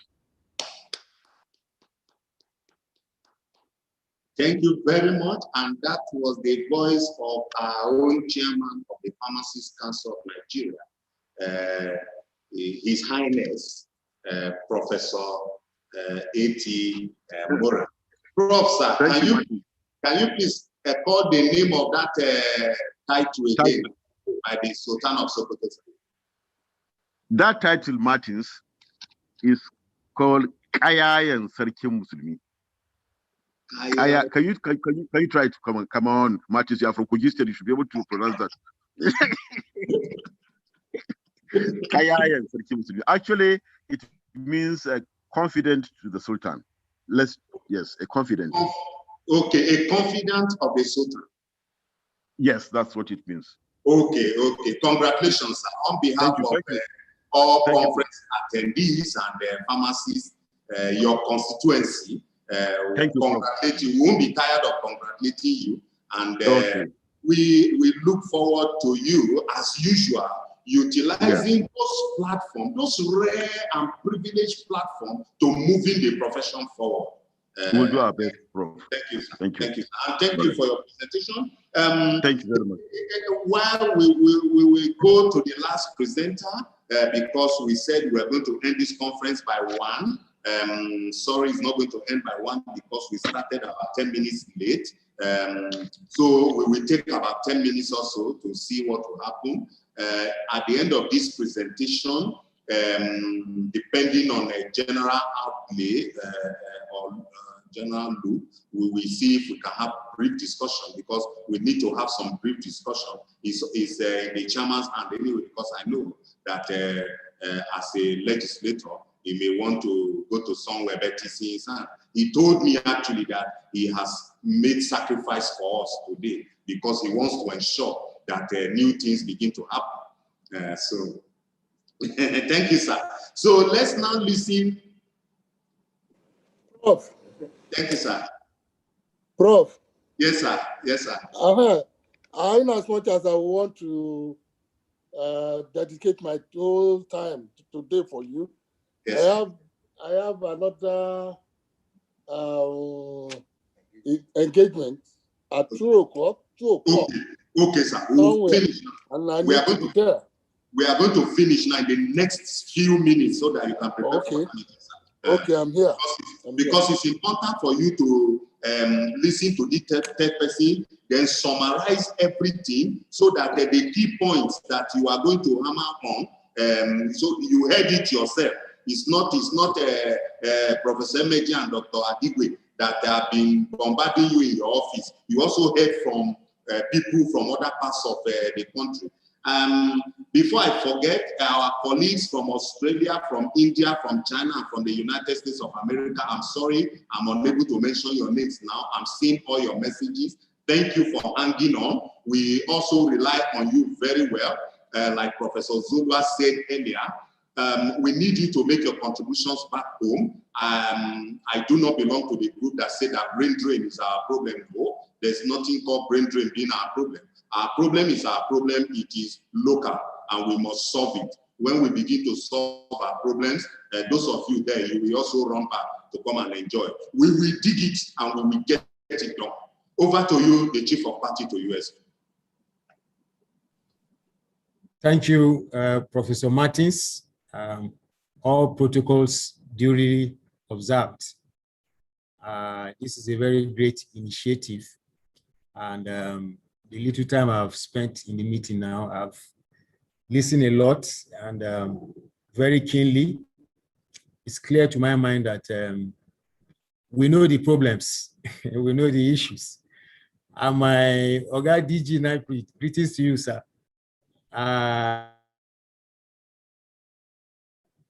Dr. Obi was also one of the earliest proponents for medicine security in Nigeria in his former life as the Executive Secretary of the Pharmaceutical Manufacturing Association. You know, and back then, both him and Dr. Okiapa were championing the cause for medicine security. The need to protect the local industry, the need to boost local manufacturing here in Nigeria. That was a few years ago. As at that time, I'm not sure, Doc, did you know that Corona will set in? I don't think so. But then it was clear that that's the way to go, and that's the path to go. And Corona has come and has changed the world, all right? It has spread at an alarming speed, infecting millions and bringing economic activity to near standstill as countries continue to impose tight restrictions on movement, blah, blah, blah, restrictions on commodities moving out of their borders. With all these things happening, what do we have on our hands? The health and humanitarian toll continues to grow. Also, the economic damage is already evident, you know, as it represents the largest economic shock the world has experienced in decades. These are an excerpt from one of the World Bank publications recently. It's the biggest shock to date. We hope we'll not have shocks of this magnitude. Having said that, with COVID, every region has been subjected to what? Substantial downgrades in terms of economic growth. And of course, the region where we are in cannot escape it. That's sub-Saharan Africa, you know. So our growth was pegged at maximum of 2.8%. Compared to our colleagues, our brothers in the northern region of our zone, of our continent, they are even luckier. Their growth has been pegged at about 4.2%, you know. So these downturns are hopefully will be reversed, but it will take a lot of work and it takes a lot of time to be able to meet up. And how do we achieve some of these things? Because all we have said today, they are not new, but what is the vehicle that will help us actualize it? You know, so policies to rebuild both in short and long term, entailing strengthening health services and putting in place targeted stimulus measures to help reignite growth is key. I am aware that the government of Nigeria has been trying to come up with palliatives to be able to help the situation in the economy. But today, the issue of medicine security is very, very real with us. At this same time last year, there was a lot of scramble for vitamin C. There was scramble for hand sanitizers to the extent that I was reliably informed that it was being mooted. I don't know if it eventually happened that they were lobbying for waivers to import hand sanitizers. We then, in my own organization, we liberally, we actually sent out hand sanitizing kits, production kits, to various platforms that we had access to, the NIP, PNG man, and directly to manufacturers. You know, so that is how serious the situation we are in. I've also listened to the various definitions of medicine security, which is very apt. WHO also speaks about the concept of security or supply of medicines.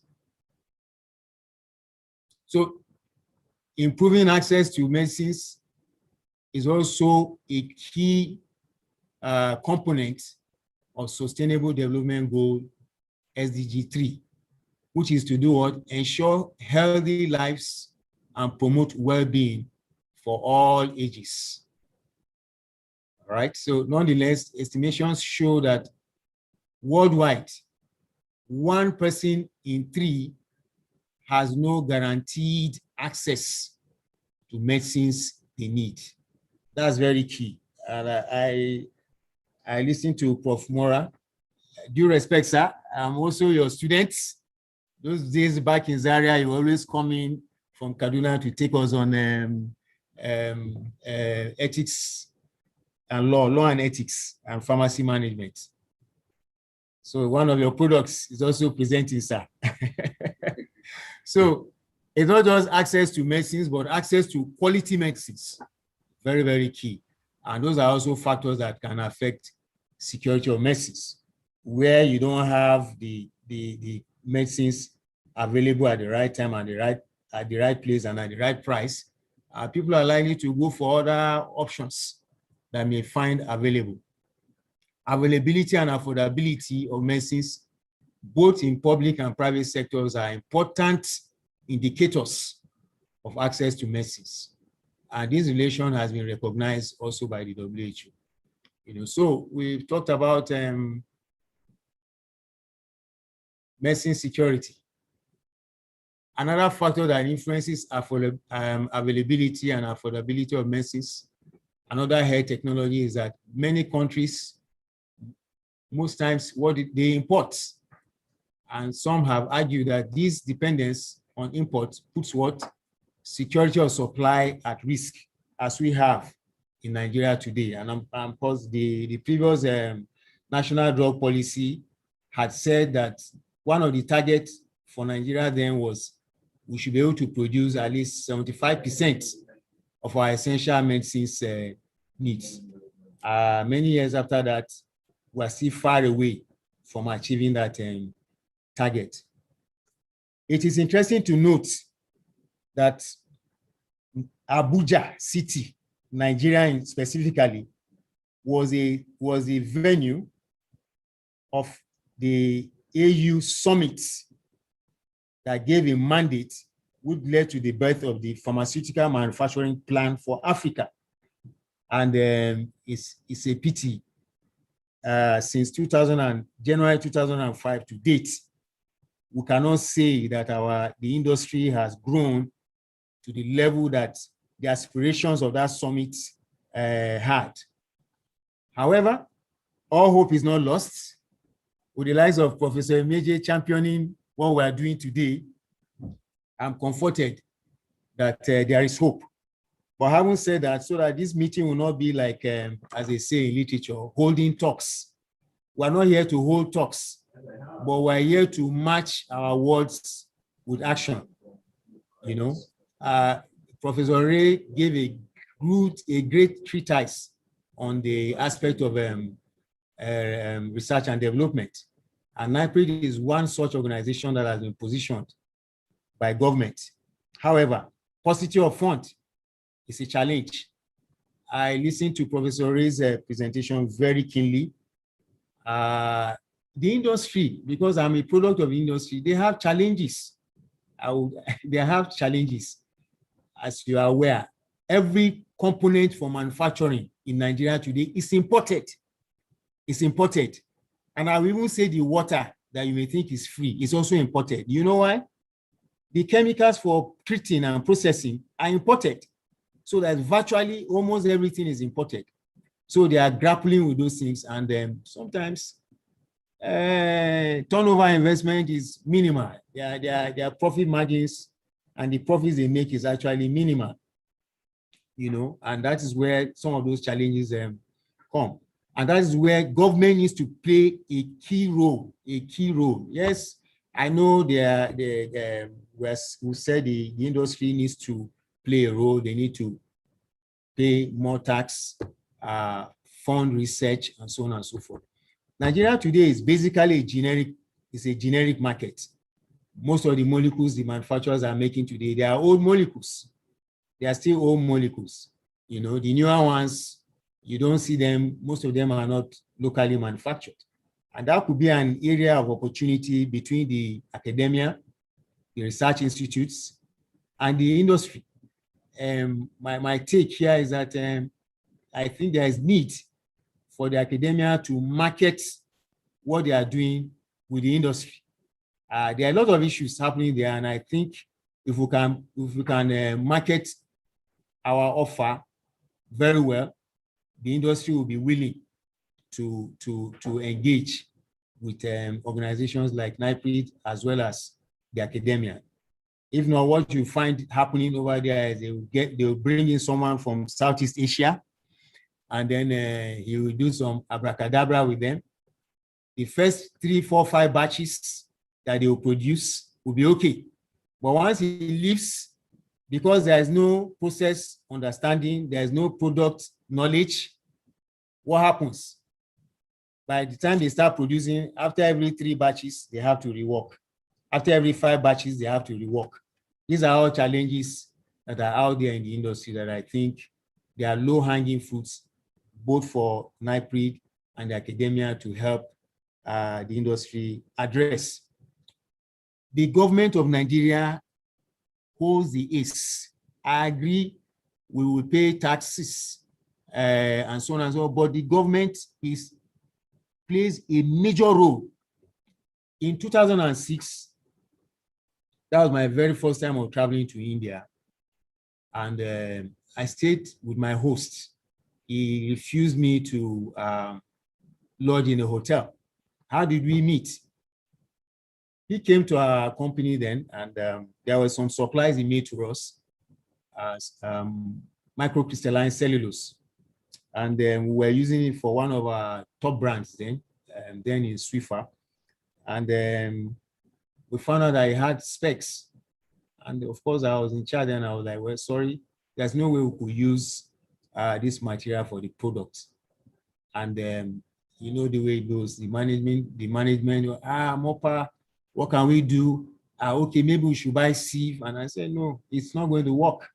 What needs to happen is that we have to buy from another source. It simply means that this supplier cannot give us the right quality of material that we needed. And then eventually we wrote a report, and he came down to Nigeria. We had meetings and so on and so on. Cut the long story short, he is a supplier of materials, pharmaceutical active ingredients to Nigeria and other African countries. And he told me something. He said, when I go there, I saw that Tata is a big company. They have several models of Tata that we have not seen here in Nigeria, even back then.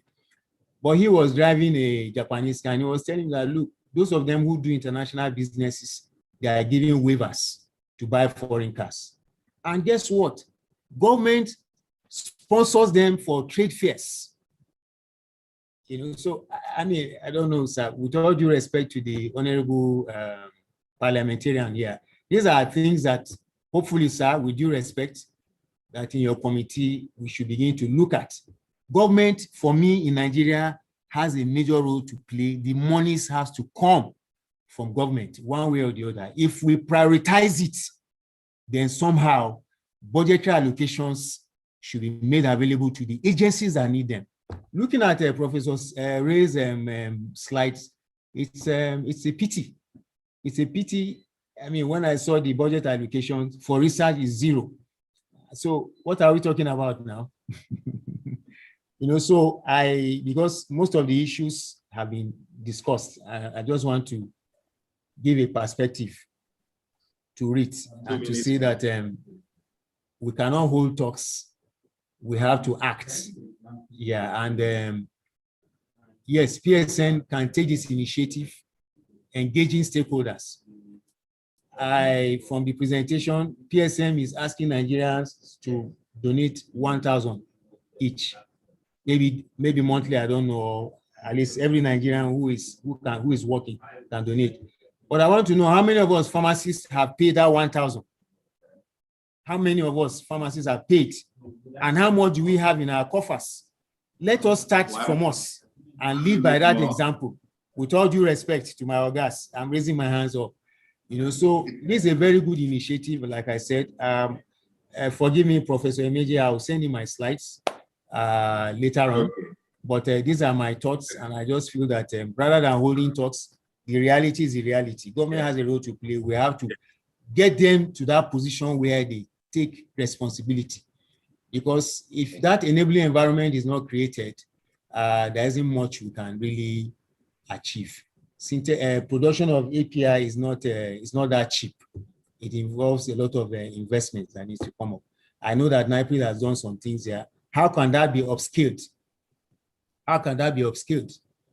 You know, what can government do? How can government create that connection with the private sector for those things to be upskilled for the sake of our people? However, having said that, for organizations like NIPRD, I think if you could come up with a good concept note, some of those things could be forwarded to higher quarters with some development agencies, and then we can see how some of those supports can also be provided.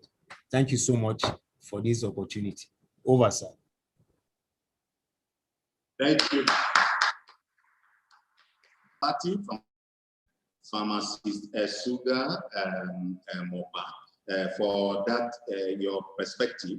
Sorry, I was cutting you because we need to end this conference so that our chairman can go for his program at 2 p.m. I know that there's a very serious program at the National Assembly by 2 p.m. Even my DG is going to attend that program.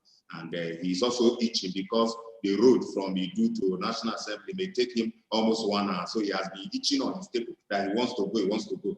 So by the way, we said the conference was going to end at 1. But I want to thank all of us. But before we go, I give the chairman the floor so that maybe for 5, maybe because by 1:30 we can close. So maybe for the next 5 to 7 minutes, you can give opportunity to yourself and the panelists to do some wrap up on our takeaway from this conference. I am shifting my own presentation to the next conference coming in June so that we don't take too much time at this conference. Over to you, my chairman, sir.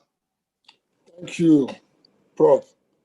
First of all, I want to say thank you to Dr. Adigwe. He has done something by convening this summit. He has involved the committee to see firsthand the problems and what we need to do to really do away with these problems. And it's making a very critical impression on me, and as part to what the House needs to do. And I'm going to declare here on behalf of my principal that I want to assure you that this will not be talk alone. We are going to make sure that as a committee, we bring even Dr. Adigwe, the ministry, and the committee, both the committees of both Senate and House of Reps, to sit down and let us map the way forward. Going on from here. That's what we are going to do. That's what I can assure you that before the next budget, we should do this and conclude it. See, all you have said here, from Professor Osolua to Professor Mora and to my brother Isuga, it's the same thing we've been saying, and it's so clear. We need money for research and development. We really need money for research and development. Whoever is not doing it is not fit to live. It's as simple as that. We are just living on borrowed times by not doing anything, by not spending our money and spending in that direction. We cannot produce anything if we are not researching. Look, I went to Yaba where we were producing vaccines before. Now, we are not even producing pure water there. I met Professor Tomori there. That was the director of the center when they were producing. And he's the chairman of the board of the company now. The old man was almost practically shedding tears. Why should we take ourselves through this route as a country? And I think we are determined under the chairmanship of my principal to make sure we do our own bit before we leave this house. You know, we want to make sure that things change to the extent that when we even go, there won't be any possibility for them to revise what we have started, other than to progress on what we have started. I really want to say thank you to everybody that presented. I told you, I came to learn, to hear, and see what we can do from our own bit. Thank you, sir. To what we are discussing. I really, Professor Osolu has put a lot of those things in graphics, and you know, he delivered a very good presentation that really hits me so hard. How can Nigeria not be exporting anything and we are importing everything? It's the same thing everywhere. Why must they continue to be this? A country that is so gifted like our country, we are not suffering from human capacity. We are not probably suffering from, you know, lack of funds as such. But I know definitely that this country is not so rich that they paint it. But at the same time, we are not spending the way we should spend on the critical issues like R&D. We are not even looking at it. I promise you that this committee, henceforth, moving forward, we will try and look at R&D as the affect drugs and other health-related matters. It's really nice you bringing me to this table, to this summit. I'm so happy.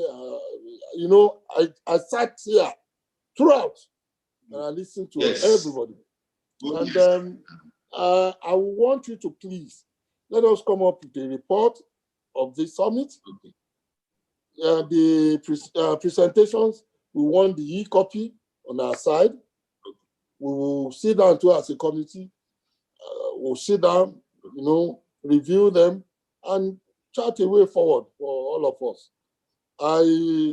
I don't want to start repeating all they said, like what Professor Osolu has said. So we allocate more funds for R&D. That is so obvious if you want to move forward as a nation, because a nation that cannot produce any of our drugs from within, that nation is not secure. It's not secure. Anybody, if you go into war with anybody now, there are things that can help to wipe us all out within months. Because all this exportation will not come in.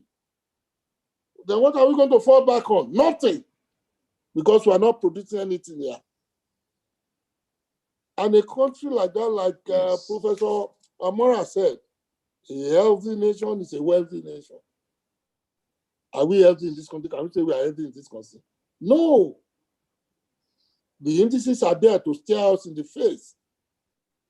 They are bad, and we should say it the way it is. They are bad, and nobody will come and help us to make them better. It is us. We have to sit down, think about these issues, and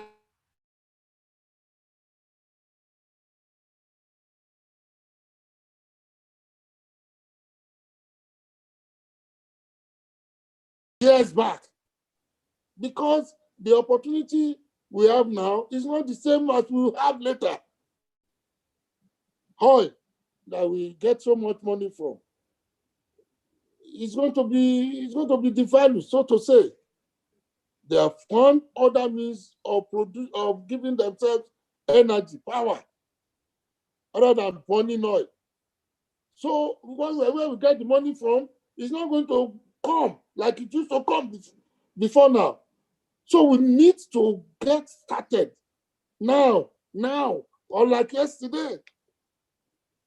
That is even the issue that freaks me each time we talk about all these issues. We have had the time, in the past that we should do all these things. It's past. So we are late and we should start now.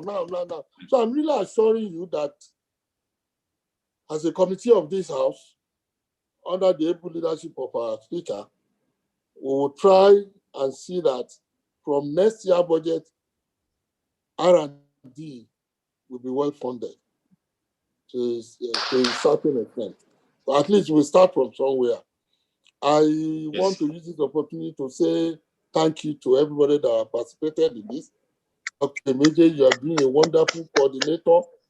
You have done very well. Dr. Adigwe, thank you for putting this up. This is a very veritable way of making people see reason why they must act. You have really brought this into the open, and we're sure that we will not disappoint you. We will be of help. I know that by the time you start coming in, you wouldn't have imagined what we will do, sincerely speaking. And I thank all the professors. My brother from Sugar, yes, that's the name. Thank you so much. I hope you can bail us out from some of these men we have found ourselves. Because since you earn your salaries in dollars and everything you do is in dollars. Okay, it's not possible I can be in dollars now. We'll be looking forward to you to help us. I really want to put something from what you said. There is how do I put it? There are things on ground for people to use when they are doing things. Look, in this house, we have 360 constituencies. 360.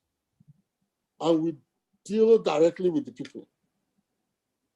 You see, it's time we start looking at these structures and doing things through these structures because they will go directly to the people.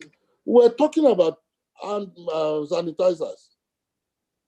I knew of a woman that started producing hand sanitizers in my constituency that time. And it was effective because we were using it. And sincerely speaking, not a well-educated person. I don't know how she came about it. But what I'm trying to say is that all these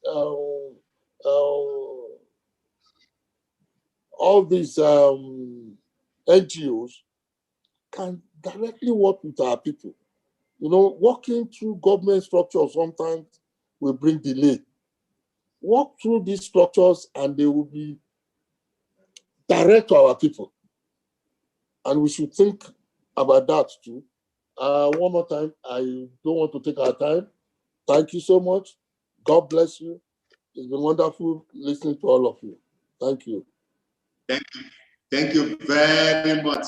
Wonderful one. In case you disappear before this house collapses in some few minutes, we just want to tell you that DG, your microphone is mute in case you are trying to talk. DG. Okay. You see, when you came in, since you came in, you have remained where you are now until the end of this conference. You are such a wonderful man. Thank you, sir. Thank you. We are very grateful. And it is a sign, you see, because the action speaks louder than voice. It is from what we see that we can predict what someone will do. The fact that you search throughout, the fact that Mora searched throughout, the fact that Ray sat throughout, the fact that Obi sat throughout, the fact that Mopa sat throughout immediately it came in and no one left, shows that all of you, have this as a burning issue in your mind, and we must get out of it because it's a shame. It is a shame on all of us. None of you should think that anybody is. You are not big, legislator. You are not big. President is not big. If president has to go to UK for treatment, then he is not big. Because other presidents, when they are sick, they get treated in their country. So all of us, if we do research and development, we will develop our country very well, when then everybody will have all the medicines we need in this country, and we will all be safe. If other countries decide to start encapsulating anthrax or start encapsulating coronavirus inside tablets and send to us, we will all drink and die. But if we make our medicines, then we are safe. Registrars are your last word.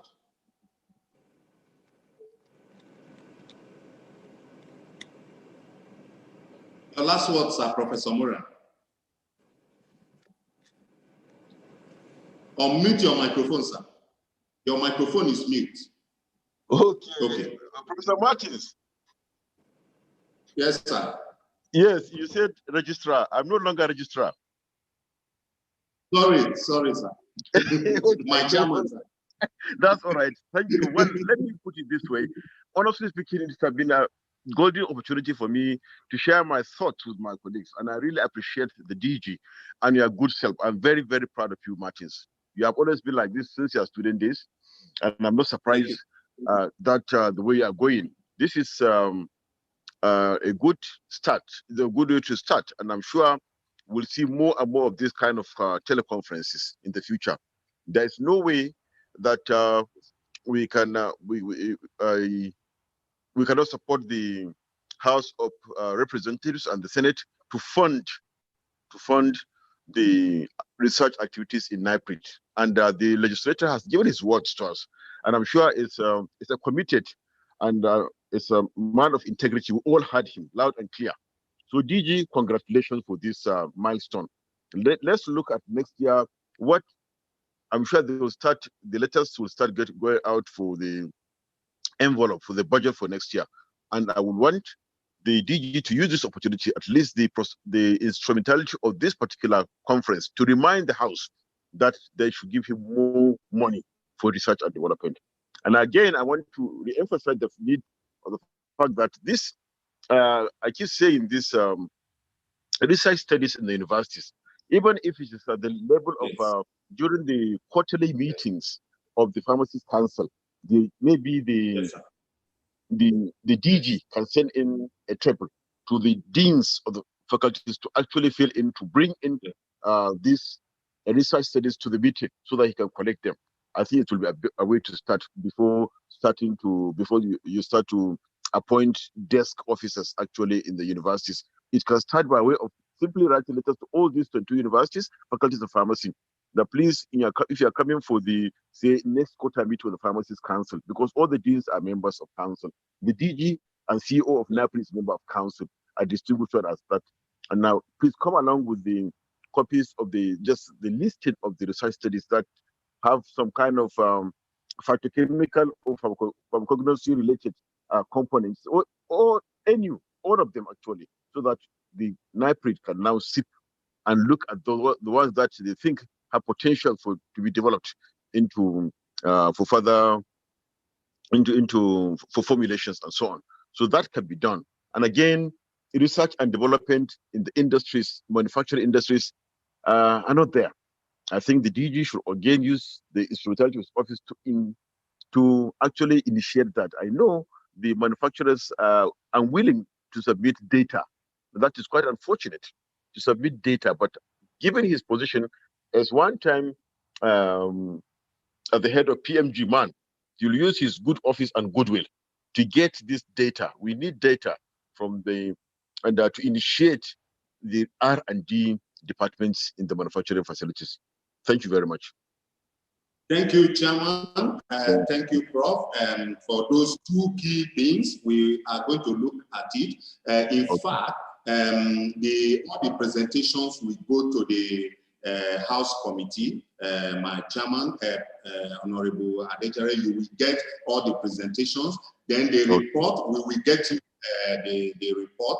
I'm sure you heard my DG already extending hand of fellowship to Professor Ozolua. So I am Professor Ozolua. We will sit and do a summarization of what has happened today for your use at the House Committee. And you can count on us. I and Professor Zolua will answer any call that you ask us to do without payment. We are doing it as a national service. We will do anything that is necessary for us to do for our country to develop. It's not everybody. It's because when you people reach out, you will realize that there are so many intellectuals in this country who just want our country to develop so that we can get out of this shame. It's not everybody that is looking for payment on everything. No. Now, your last word, keynote speaker, Professor. Thank you very much. Can you hear me, Professor Meji? Can you hear me? Yes, I can hear you very well.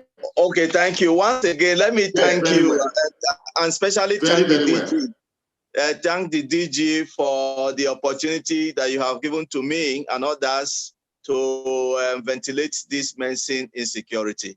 Well, in the front burner, I think that must begin to, every opportunity we have, mention it so that Nigerians will know how insecure we are. And it's been clearly stated, if we are not medicine secure, then what are we? Pseudo-independence. That's what I've called it. We have this false sense of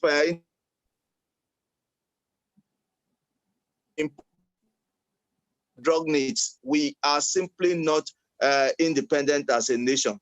I'm delighted that Honorable Tunde Ajari, the chair of the House Committee on Health, has promised that the National Assembly will do what it needs to do. Research has to be funded in Nigeria. I know how much work you have done, Professor Meji, and many other persons. Some of these things are gathering dust there. Nobody is making effort to, develop products out of what we have. In one of the slides, I showed the Andrographis paniculata. You know that plant. It's a wonder plant that we could taking advantage of as a nation, and then many of our problems will have been addressed. So I think that like each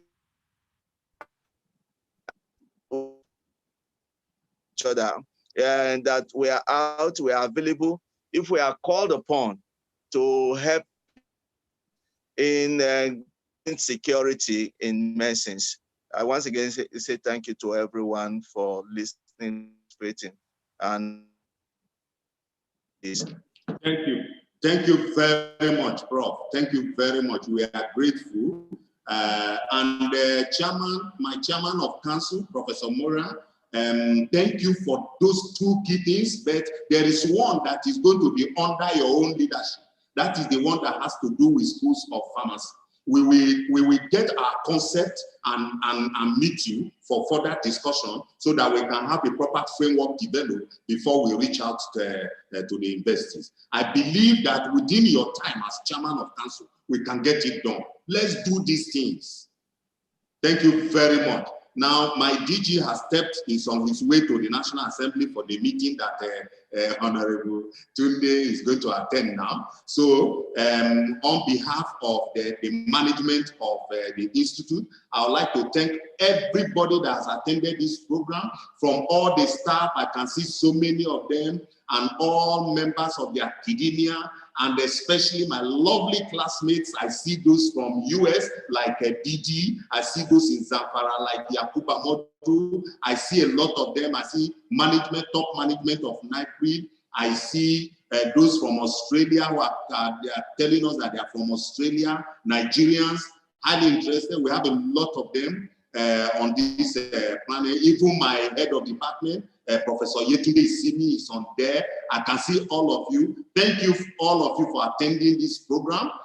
We are grateful that you made it happen. If you did not come, then it wouldn't have been possible. And thank you, all of you, the panelists, for being wonderful panel of experts for this discussion. Honorable Chairman of this occasion, I will not be able to thank you enough. May I yield this microphone to you to declare it closed. Thank you, sir.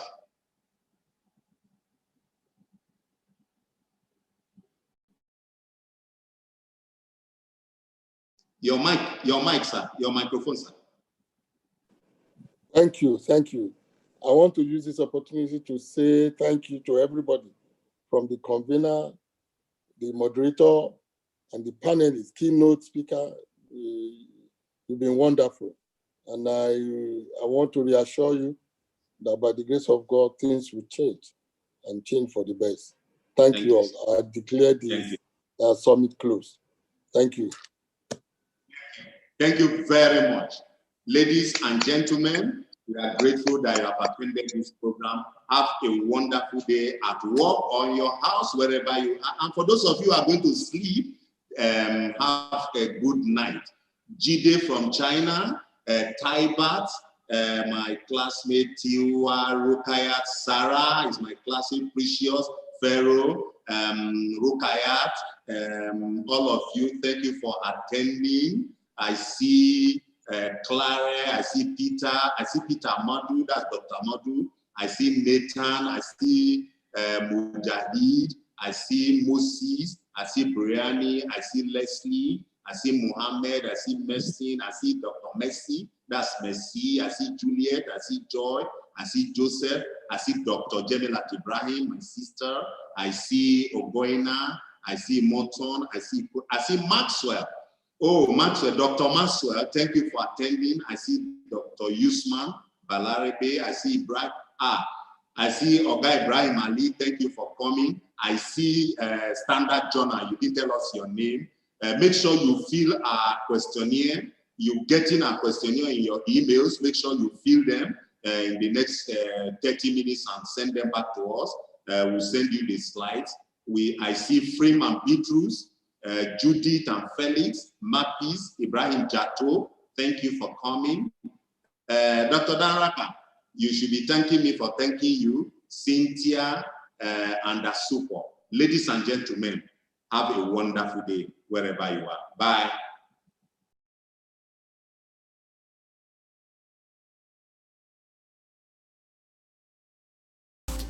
Thank you for watching. For regular updates in health sector and human research and development, click on the subscribe button right now. Remember to like and share as well.